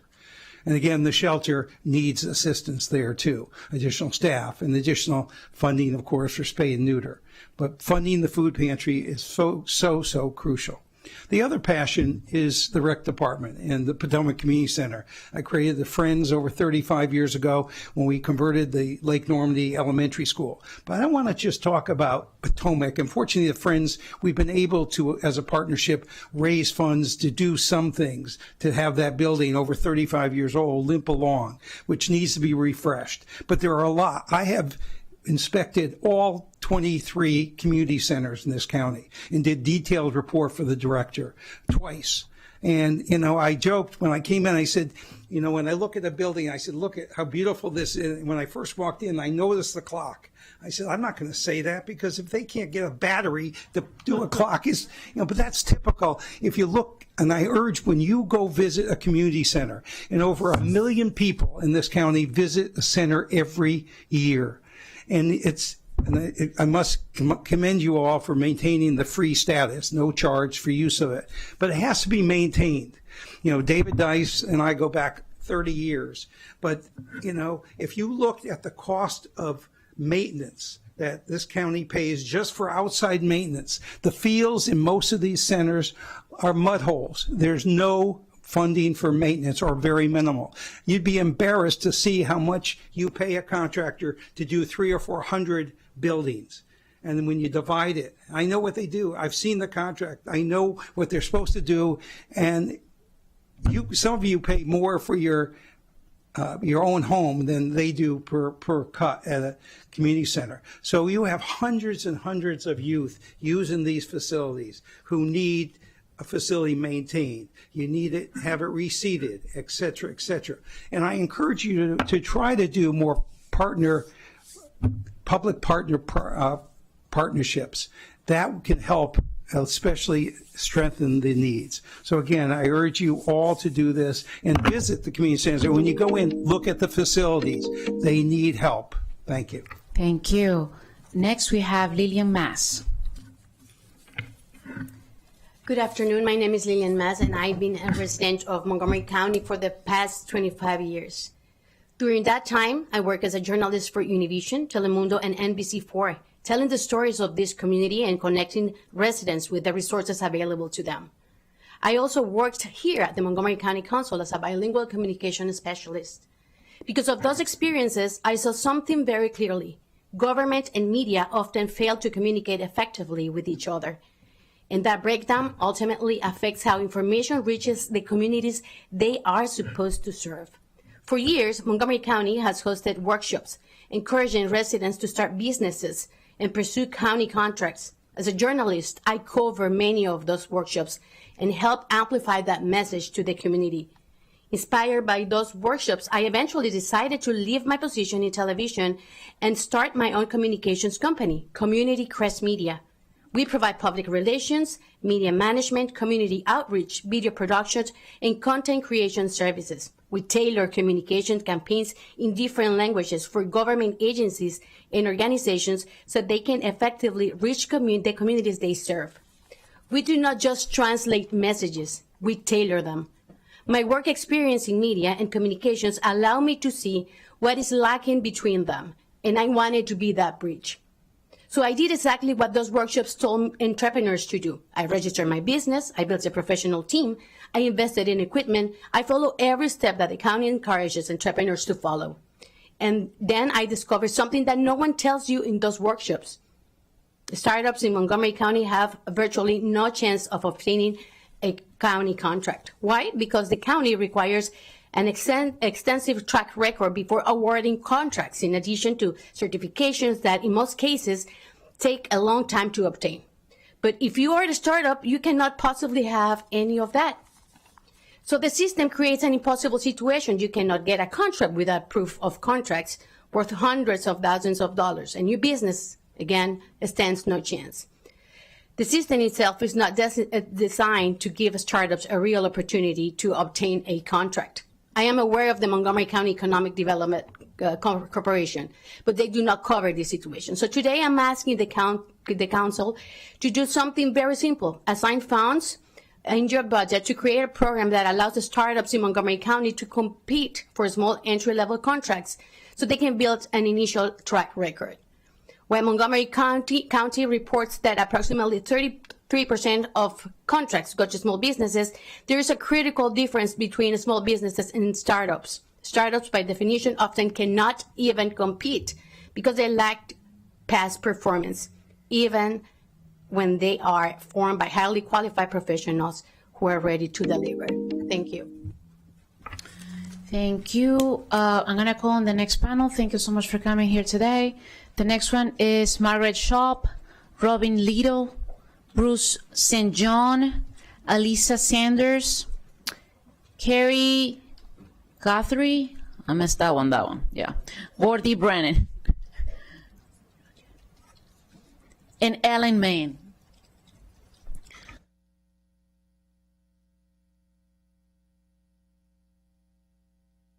And we're gonna start with Miss Margaret Shop. Everyone has 3 minutes.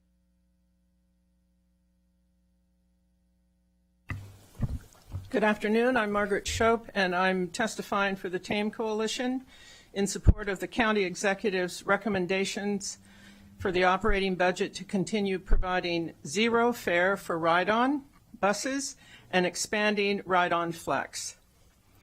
Prioritizing public transit is written big and bold in county documents. However, what's happening on the ground does not reflect the documents of Thrive 2050, Climate Action Plan, or Maryland's Zero Emissions by 2040.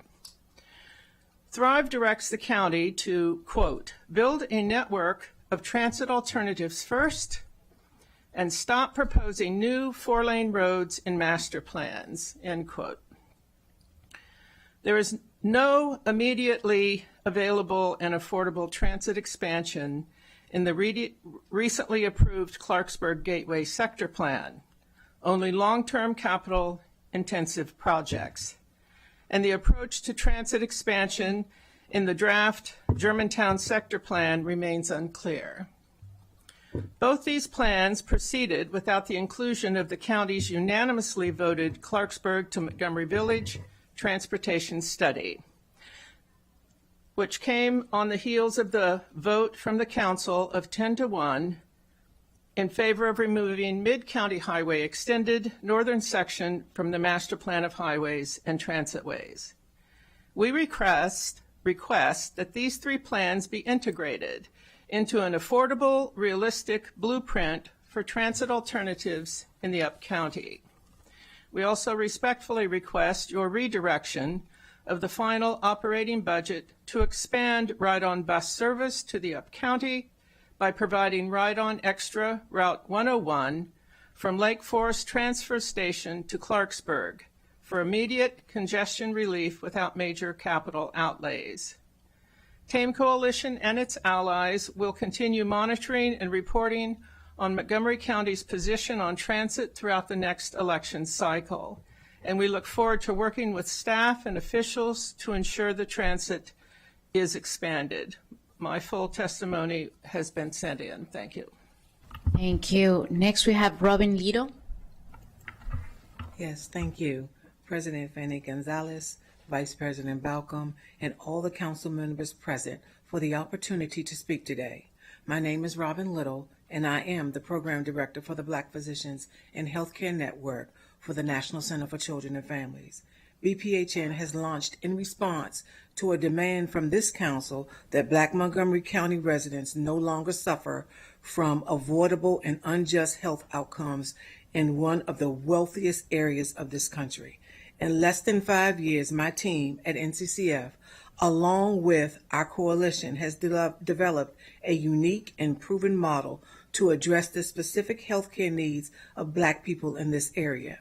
We play a critical role in this public health mission of Montgomery County. Each year, BPHN grows and strengthens its ties with the Black residents by building trust, closing gaps, and creating consistency with culturally responsive programming. Our impact has been profound, and the transformative power of this mission is a legacy of which I am deeply proud. I know that many of you on the council have been following our progress closely, and so I will only highlight a few numbers for this afternoon.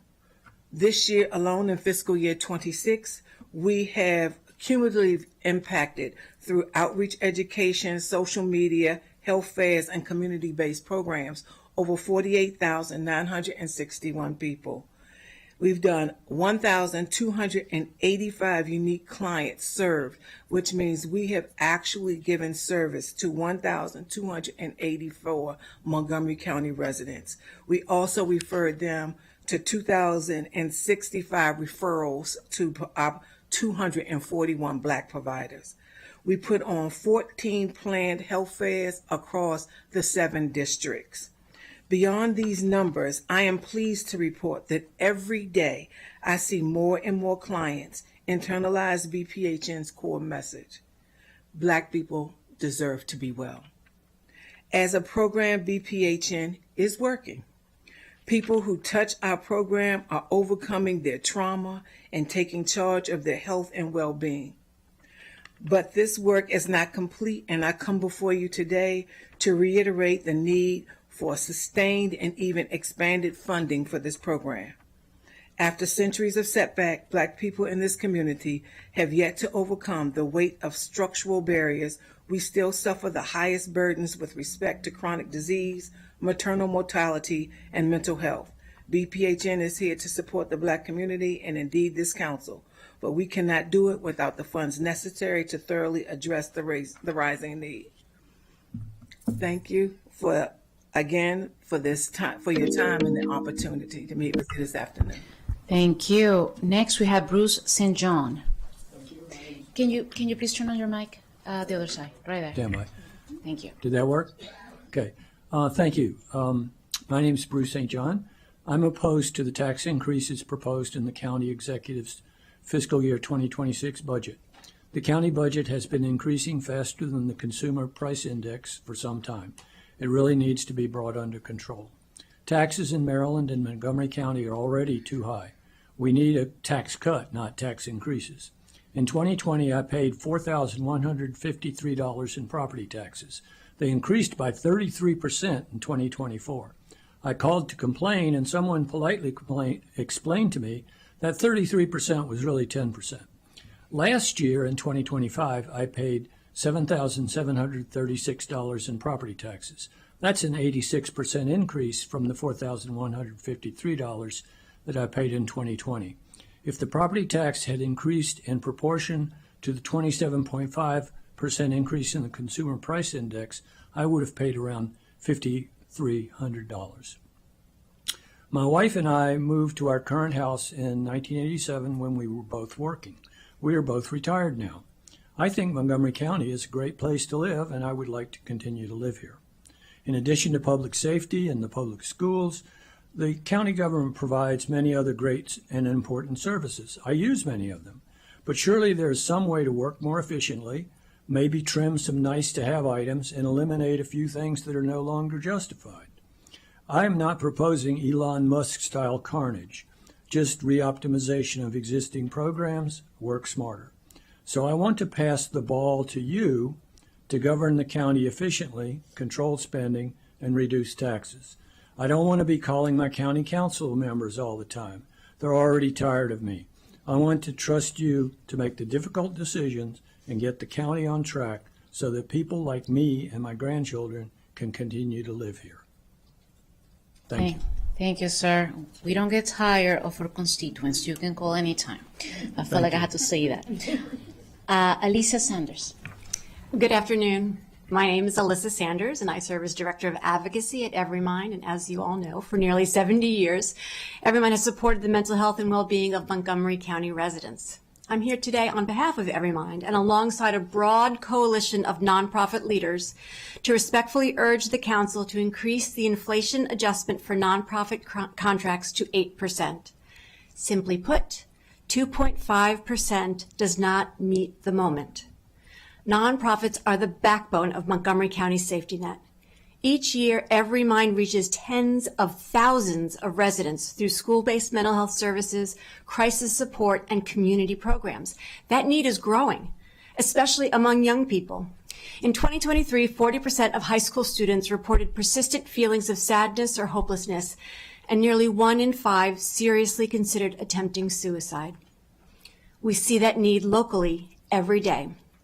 From February 2025 to February 2026, wait lists for therapy and case management at our linkages to learning sites grew by nearly 30%.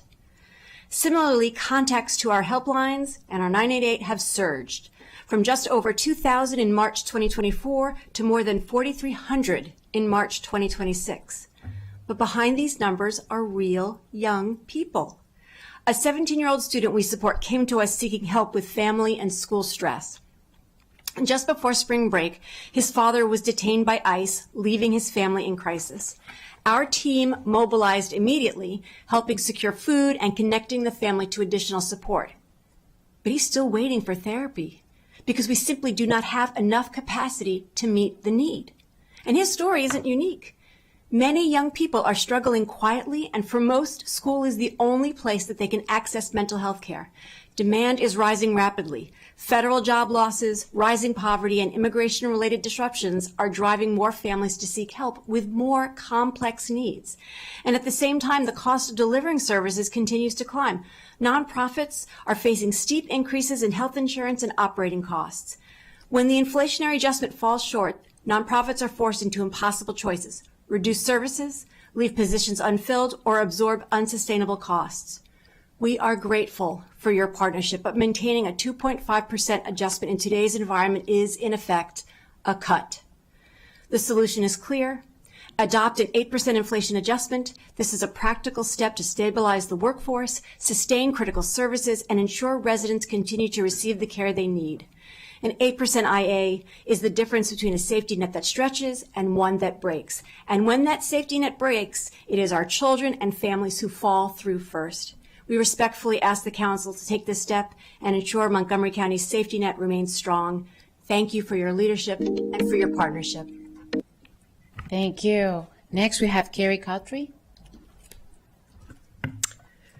Good afternoon, Council President Fanny Gonzalez and council members. I am Carrie Guthrie, CEO of Cornerstone Montgomery. I am here today to ask the council to restore the proposed 50% reduction to the residential rehabilitation supplement in the FY27 budget, and to include any contract increase, 8% I guess, that the rest of the nonprofits are receiving. Cornerstone has provided behavioral health services in this county for 55 years. We are the largest residential provider with 232 beds. Over the last 2 years, we have kept hospitalizations and emergency department visits below 4%. We have helped close to 50% of our residents find, get, and keep jobs in the community, and we have helped clients manage their diabetes and quit smoking. We support their recovery journey so they know they are not alone. The housing and services we provide are integral to their success. Under the county executive's proposal, our supplement would be cut from $632,000 to $316,000 in 27. That reduction of more than $300,000 in a single year would take us back over a decade to the lowest funding level we have seen since 2012, which is 14 years ago. This cut could not come at a worse time. We have the uncertainty of H.R. 1 with the feds, the third year of no Medicaid rate increase with the state, and now this potential cut with the county. We are just now coming out of the financial impacts of COVID, and this is too much. Already, our 24-hour residential services do not reimburse at a higher rate. We are paid the same Medicaid rate for intensive residential, whether we provide services a few hours a day or 24 hours a day. This supplement already helps us cover that discrepancy, but with a cut of 50%, all of these issues will have a cumulative negative effect on the people we serve. A cut of this magnitude, $316,000, is equivalent to the loss of 6 residential counselor positions. These are frontline staff who provide 24-hour supervision, safety, and support. If we are going to need to cut positions, it would be in the 24-hour programs. And honestly, we just added 8 24-hour beds last year to support more people being discharged from state hospitals. Losing these staff would directly impact coverage, stability, and quality of care for some of our most vulnerable residents. Over the past several years, the Council has repeatedly recognized the importance of stable funding for this program. As recently as FY24, when an initial 15% cut was proposed, the Council restored the funding and added the 3% increase. We respectfully urge the Council to once again restore this RRP supplement in the FY27 budget, along with the nonprofit rate increase, to continue your longstanding support. Thank you. Thank you. Next, Gordy Bren. Gordy Burney with the Taxpayers League. Good afternoon. Our county's in an economic ditch. As may come as no surprise to you, taxpayers would like to see more jobs, not higher spending or higher taxes. We know you want to make an informed decision about raising tax rates. Here's what we know. County spending should be frozen until the next county executive can update the 2010 comparative compensation study. Eliminate waste that's accumulated over the last 8 years by tying jobs to workloads, and place a priority on funding strategies for low-income residents, who are now over half of our residents and make less than county employees. 2, MCPS can be funded at a maintenance of effort level and still achieve academic objectives if you insist that spending be crosswalked to strategies that deliver annual proficiency gain targets, not hollow promises. The Council needs to do this to establish accountability while scaling back spending increases for lower enrollment and compensation parity with Fairfax County schools. 3, WSSC water rates are double Fairfax, and spending should be frozen until the next county executive can link cost to workload sustainability analyses in accordance with the state reform bill passed last year and the county delegation's 2022 study showing WSSC costs were way above neighboring utilities. Lower rates for large families whose efficient use is being discriminated against are also needed. The structural deficit has increased due to bad planning and poor management. The property tax rate increase of over almost 5% 3 years ago was supposed to fix MCPS reading and math proficiency problems, but it didn't work. Literacy at 35%, math at 15% of the dismal proficiency rates of our low-income kids, and they're almost half of our kids in school. Our shrinking commercial tax base should be central to the debate over affordability, how to pay for government while resolving our structural deficit. Commercial job growth hasn't kept pace with increased government spending and is the primary reason our residents have high property and income tax rates and utility fees. Failure to expand the tax base is why the executive had to propose tax rate increases. Howard and Fairfax counties are clearly doing a much better job of economic development. We have been overly dependent on government jobs due to our proximity to the federal government and have too many employers that don't pay taxes, either property or income. Our policies, regulations, costs, and taxes, and limited talent networks discourage economic development. In sum, over half our residents now have low incomes and would answer no to the following questions. Are your kids getting a better education? Do your housing choices meet your needs? Do you feel safer? Do you have a job? Can you get to work quicker? Can you afford increases in your water sewer bill? The council should use the budget process to incentivize restructuring county services to help low-income residents. Thank you very much. Thank you. Next, we have Ms. Ellen Mann. That's you, yeah. You can please turn on your mic. There you go. Council members, I am Ellen Mann, a longtime resident of Cloverly. I have been a certified weed warrior for almost 15 years. I advocate for full funding for parks because, like the Lorax, weed warriors speak for the trees. As you know, when you recognized weed warriors last June for environmental stewardship, we are trained to go into parks and control invasive species of plants, with primary emphasis on the vines, which are killing trees by strangling and smothering. Last year, more than 2,000 volunteers contributed almost 14,000 hours to freeing our parks from invasive plants of all kinds. That number includes 458 weed warriors supervising uncertified volunteers. During that time, we freed more than 18,000 trees and shrubs from death by vines. Now, 458 sounds like a lot of weed warriors, yet county parkland exceeds 37,000 acres. So how many of those acres do you think 458 weed warriors were able to visit? Not a lot.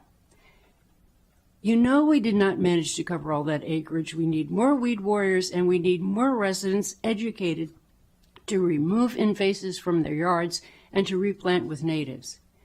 That's why we need parks.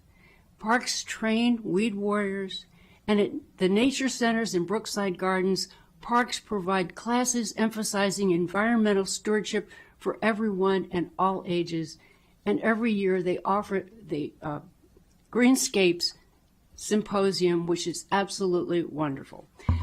Besides serving as worker bees, weed warriors are educators and mentors. For Weed Warrior work days, we supervise untrained volunteers who may later decide to become weed warriors. We also offer student service learning hours, which are community service hours required for graduation from high school. In this county, it's 75 hours.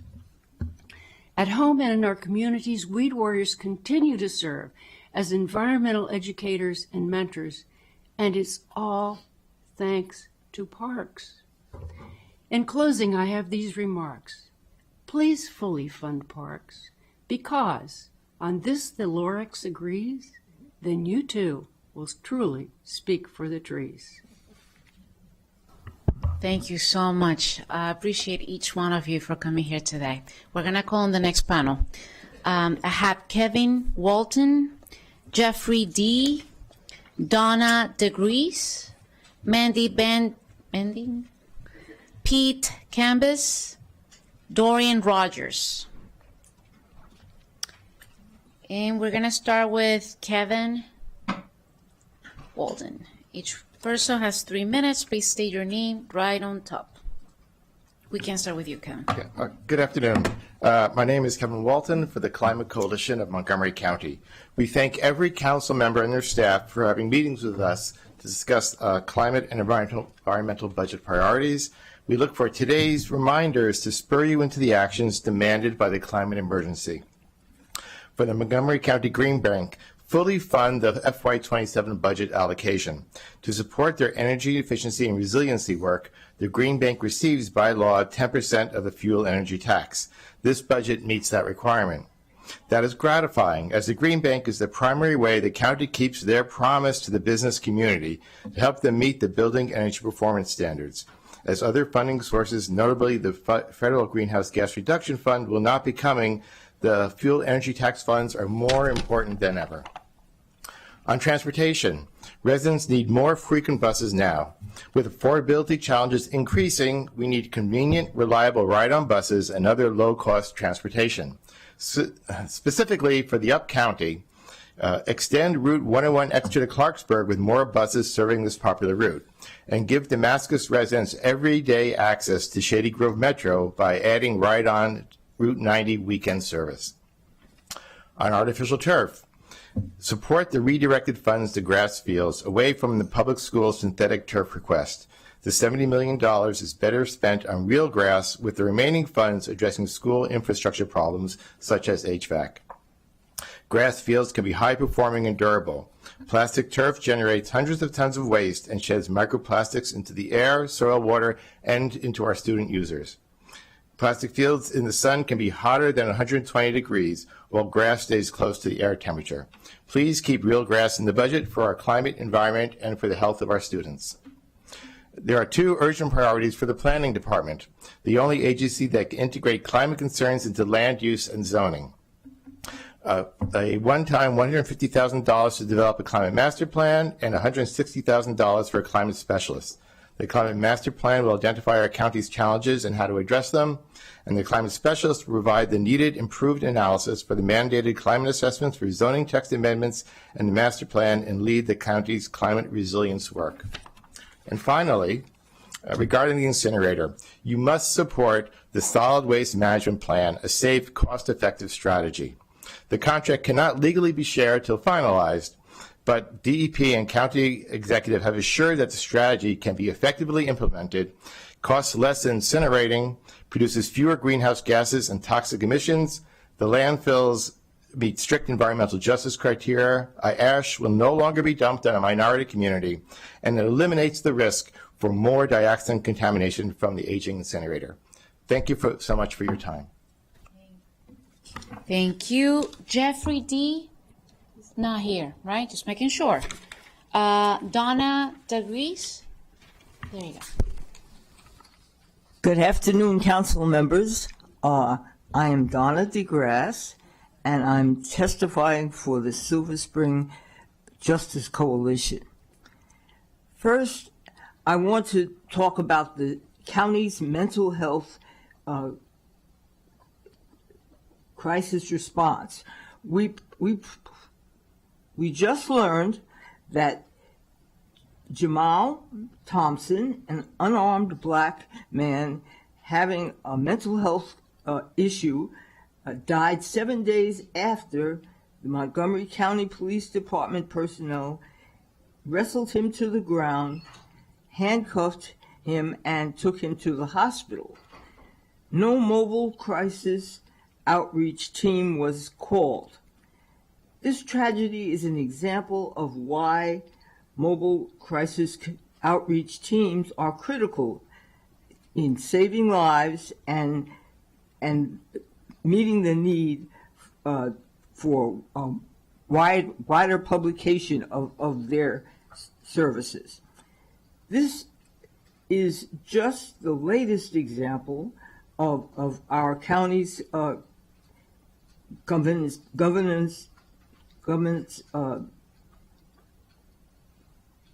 failing to meet a need of our community. Many of you remember that last year's HHS and public safety work session, officials discussed the urgent need and collective desire for a cohesive mental and behavioral health crisis response system that provides a health-centered and citizen-centered response to police situations involving mental health on the part of the person being reported. We feel that police involvement is needed only when there is imminent risk to those involved in the response.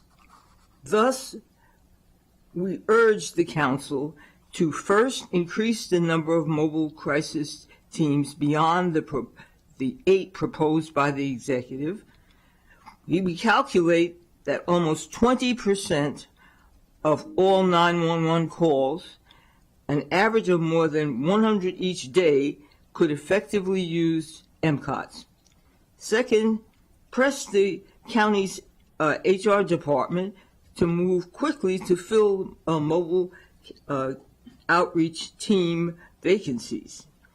As emphasized by Council President Sales last year, and as we learned recently, the county's HR department has not taken necessary actions to fill 8 peer support specialist positions. Too many crisis center vacancies remain. This impedes the county's mental health and crisis response. This has been a persistent problem. Third, as stressed by the Office of Legislative Oversight, the budget should include money for a public campaign to increase awareness of our crisis response system.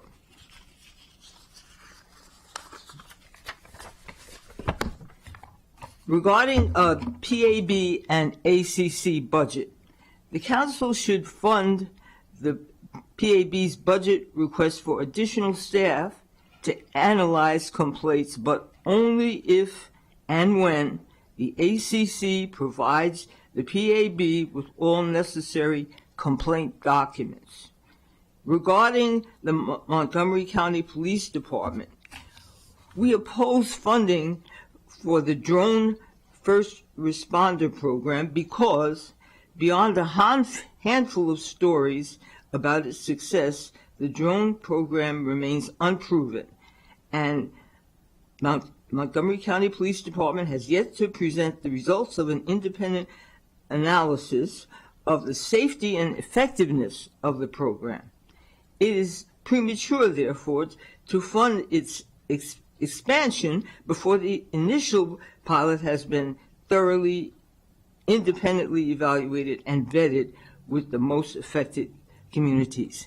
I thank everyone for their attention and hope that this will be brought to the attention of those who are working on the budget. Thank you so much for testifying today. Mindy Baden. Good afternoon, Council President Fanny Gonzalez, Vice President Balcom, and the members of the County Council. Thank you for the opportunity to speak to you again. This is a photo of my son, Brett. He died on January 16th of 2020 as he was crossing the street to meet some friends for dinner. He was 32 years old. Brett was on the autism spectrum and he had a full life. He worked as an administrative assistant at the U.S. Department of Health and Human Services in Rockville, and he lived independently. He was sweet and quiet and gentle. He never complained, and he never gave anybody a hard time. Because of his easygoing ways, he was very well liked by his friends, his co-workers, and his counselors. Brett died at the scene that night in January of 2020, and a piece of me died with him. Since that time, I've been advocating for safer roads. I'm not a policy expert. I'm not a technician. I'm just a mom speaking from the heart. I was encouraged when the news came out that there was a 35% reduction in pedestrian and bicyclist deaths in the state of Maryland between 2024 and 2025. I looked specifically at Montgomery County's numbers. In those years when the state saw a 35% decrease in vulnerable road user deaths, Montgomery County saw a 12% increase. Our county needs to do more to promote our Vision Zero goals. I know these are hard budget times and hard decisions need to be made. I trust that the members of the County Council will see that people are dying on our roadways, and you will ensure that our motorists, our pedestrians, and our bike riders are given the tools they need to arrive at their destination safely. One thing specifically I'd like to see is more hawk beacons at mid-block bus stops on 4 and 6 lane high injury networks. Brett died crossing the street at a mid-block bus stop. And this is exactly how Blanca Parada del Cid died this past summer on Fears Mill Road. Blanca got off the bus at a mid-block bus stop, just like Brett. Her destination was right across the street, and it was a long walk to the nearest corner where there was a safe crossing, so she opted to cross mid-block, just like Brett. She almost made it totally across the street, but she didn't, and she was pronounced dead at the scene, just like Brett. Blanca died this past July 6th on Brett's birthday, the day he would have been 38. All roadway deaths cut me like a knife, but this one was especially tough. Brett and Blanca and many others would still be alive and with their families if hawk beacons and other safety measures were at these mid-block bus stops.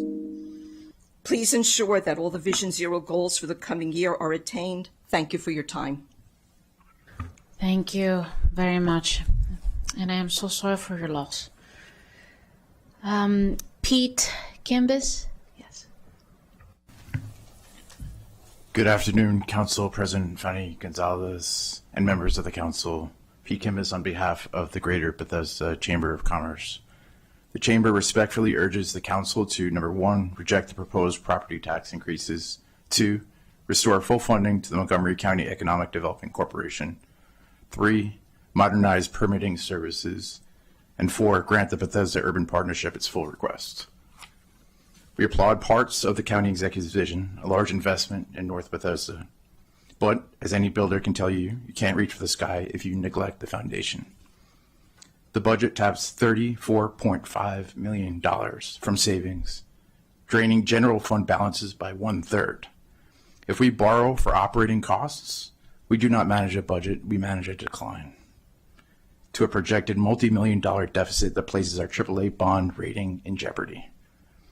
While the vision for transit-oriented growth is strong, the funding vehicle supporting that growth is unclear. Are we truly going to rely on taxing the very same developers and businesses that we expect to build out these transit corridors? Neighboring jurisdictions are offering incentives, and we're offering complexity.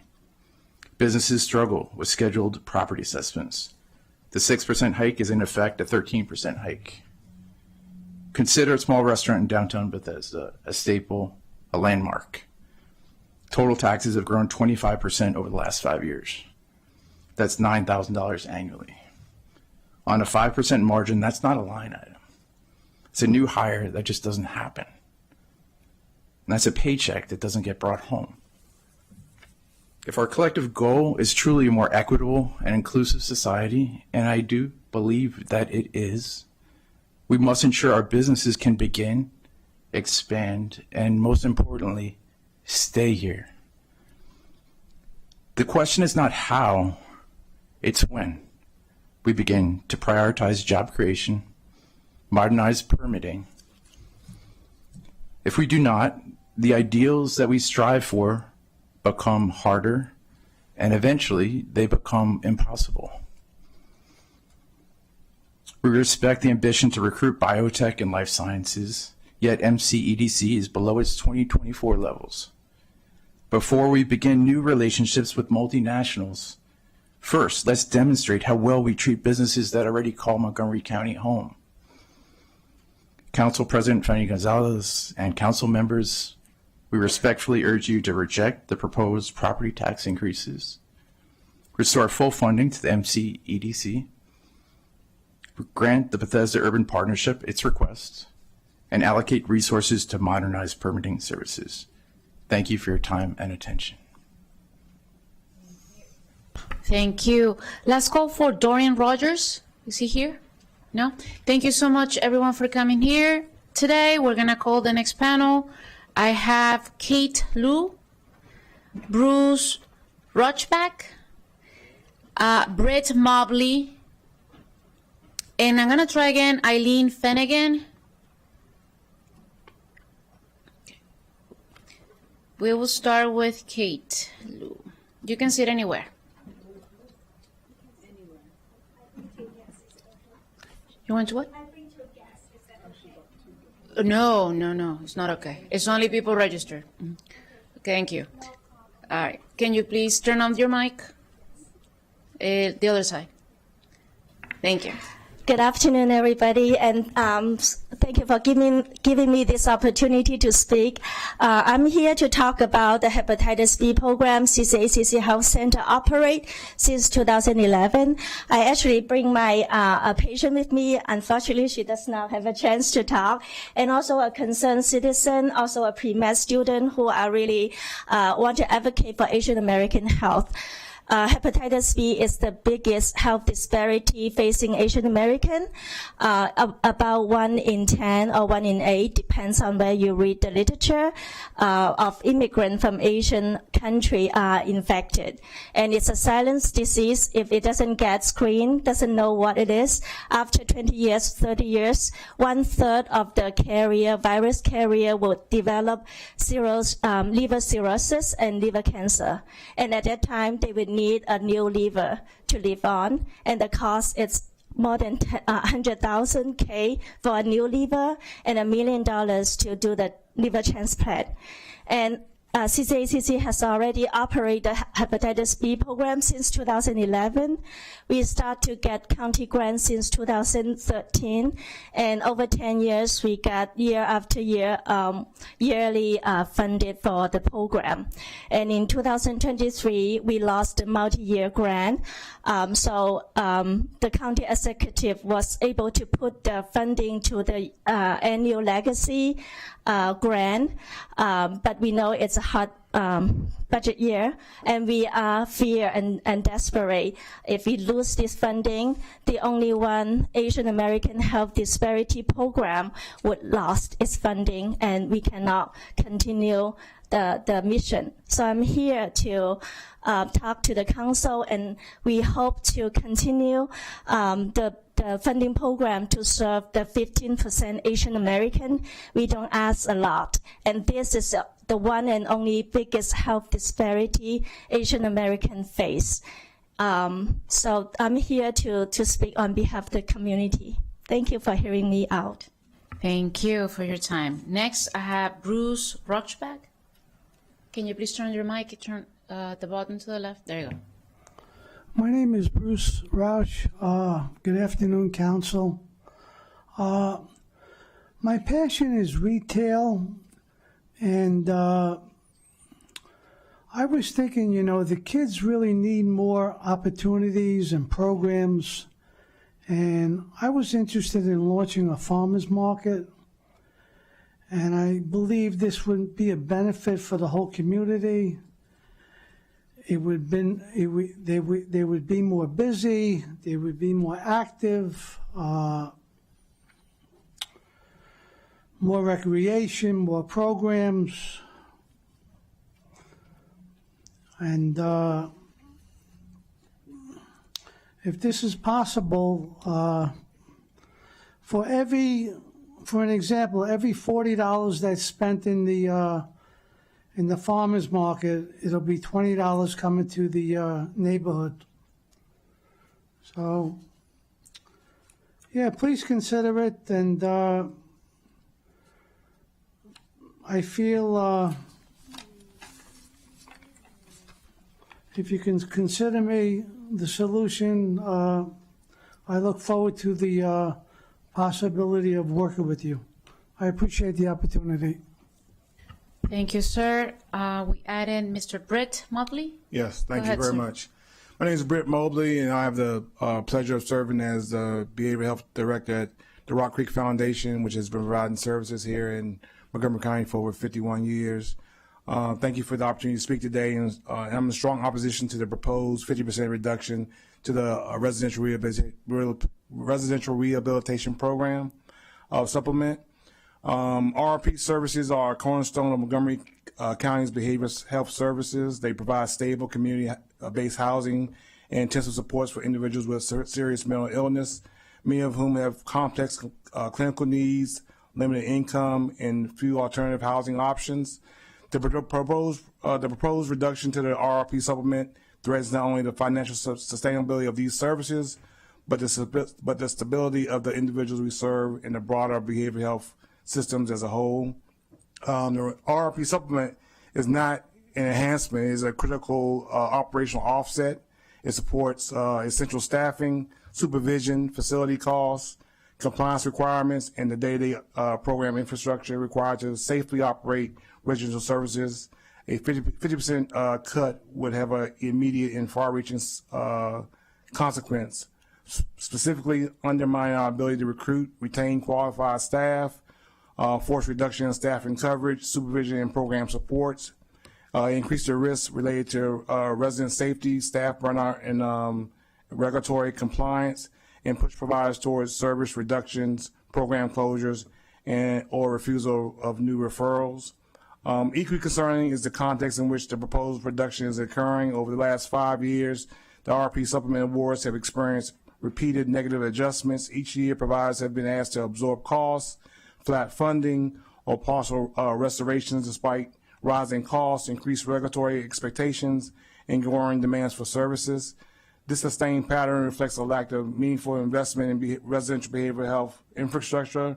Providers have already exhausted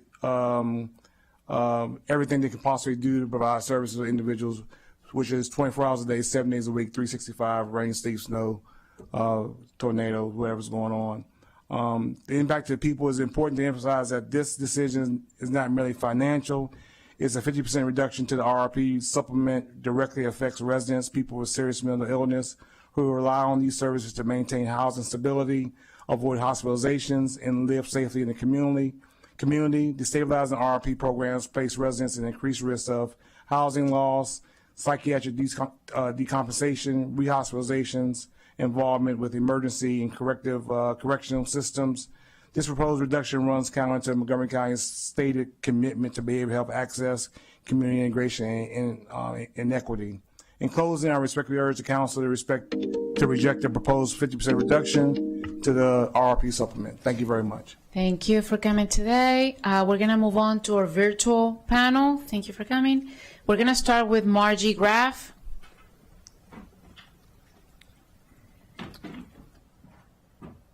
Housing stability, avoid hospitalizations, and live safely. Oh, I'm sorry. Can you? Stabilize the RRP programs, place residents in increased risk of housing loss, psychiatric decompensation, rehospitalization. We need our tech team. Involvement with emergency and Just correctional systems. wait. This proposed reduction runs counter to Montgomery County's stated commitment to behavioral health access, community integration, and Wait for us for 1 second, okay? Okay. I think Margie, can you speak and see if we can hear you? Can she hear me? We're going to move on to our virtual panel. Thank you for coming. We're going to start with Margie Graff.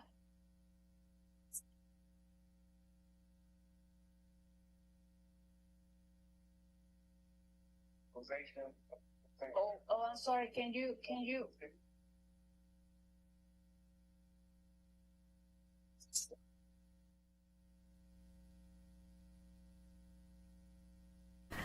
Hello. Can you hear me? Oh no. I don't think she can hear me. Can we move to Kearney Hall and see if we have better luck with him? Or is it our fault? Are you listening to me, Margie? Blink if you do. No, no blinking. No. Can we try? Can we try Kearney Hall?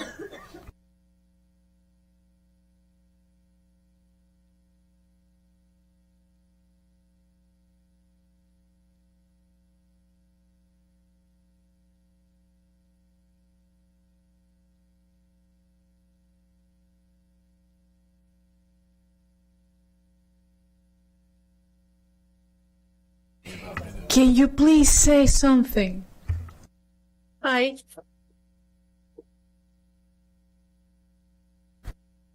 Are you ready for me? Oh, I am so ready for you. Go ahead. Good day, Council President and members of the Council. My name is Margie Graff, and I'm the President and CEO of the Greater Rockville Chamber of Commerce, representing more than 400 businesses and residents in our region. Thank you for the opportunity to speak today. I'm here to be very clear. Now is not the time to raise taxes in Montgomery County.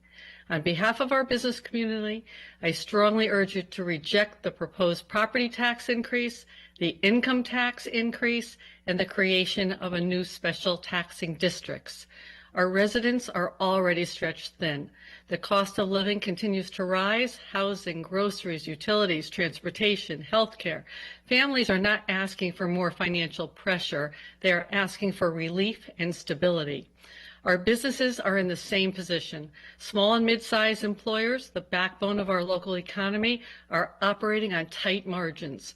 They are absorbing higher labor costs, increased rent, supply chain instability, and rising insurance and energy expenses. They do not have unlimited capacity to absorb more. Every additional tax you impose will be felt immediately through higher costs, fewer hires, delayed investments, or decisions to locate elsewhere. The proposed 6.3% property tax increase would push the rate to the highest level in more than 2 decades. That is not a modest adjustment. That is a significant new burden on homeowners, renters, and employers alike. The proposed income tax increase sends an equally concerning message. Just last year, the 3.2% was the legal maximum. Moving immediately to a new cap tells residents and businesses that Montgomery County will tax to the limit whenever possible.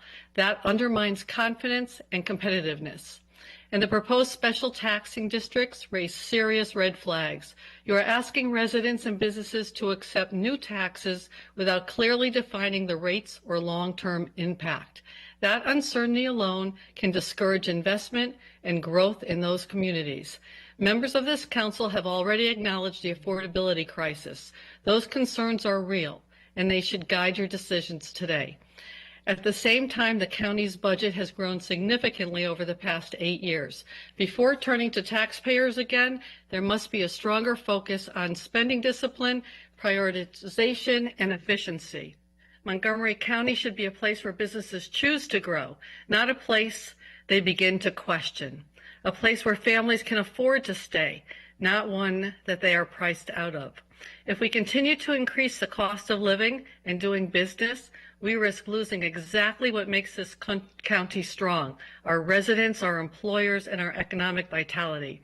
I urge you, hold the line on taxes, protect affordability, protect competitiveness. For these reasons, I respectfully ask you reject these proposed tax increases, and thank you for your time and consideration. Thank you so much. The last person who's on for virtual is Mr. Courtney Hall. Good afternoon, Council President Fanny Gonzalez and members of the Council. Thank you so much for the opportunity to testify. I'm Courtney Hall, CEO of Interfaith Works, and I'm here to speak on 2 urgent priorities: the 8% cost of living adjustment for county-funded nonprofits and continued support for IW Connections. Montgomery County's nonprofits are really at a breaking point. Demand is rising, client needs are deeper and more complex, and our operating costs have surged. Rent, insurance, healthcare, etc. are all much more expensive, and our contracts have just not kept pace. Our employees are doing more than ever. With increased demand and facing increasingly complex needs, our staff show up every day, ready to help our neighbors access the services that help them meet their basic needs. This is challenging work and deserves to be compensated accordingly. But when we cannot pay competitively, we lose experienced people. Turnover and the loss of institutional knowledge can make it harder to keep pace with what our community requires. The county executive's recommendation to include a 2.5% increase is a meaningful acknowledgement of the pressure that our sector is under. However, as you've heard earlier today, 2.5% doesn't even come close to covering the degree to which our expenses have actually increased, just as compared to last year. therefore making it insufficient to maintain baseline operations, let alone staff recruitment and retention. An 8% COLA is the minimum needed to hold the line. Importantly, we urge you to move this increase out of the reconciliation process and into the base budget, where it will be protected and more predictable. Just as our organizations struggle to keep pace with rising costs, so do our neighbors who depend on our services. And that brings me to one of Interfaith Works' signature programs, Connections. IW Connections provides emergency financial assistance for residents facing utility shutoffs or eviction. What makes it distinctive is that we intervene before a family is entangled in the legal system. Most programs require a court summons or eviction notice to qualify. We do not, making Connections just one of a handful of programs that will provide financial assistance without first requiring people to appear in court. The demand for this program is high, and we receive referrals from many partners, including from many of you and your colleagues in county government, who understand the value of our approach. This is a high-demand program, and every year we run out of money. Last year, we had to stop providing assistance while we worked to raise enough funding to resume services. I know we all agree that it is far, far less expensive to keep someone in their home than to shelter them once they have lost it. An FY27 investment of $449,000 would allow us to serve 570 additional households, hire 2 resource coordinators, and distribute $256,000 more in emergency rent and utility assistance. This is a sound investment in prevention. Thank and I ask you. for your support for the 8% COLA and additional funding for Connections. Thank you, I've Mr. submitted Hall. written testimony as well. Thank you. Thank you. That was our last person testifying for today's afternoon. This public hearing is now closed, and we're now in recess until 6:30 p.m. for another public hearing on the FY27 operating budget. See you tonight.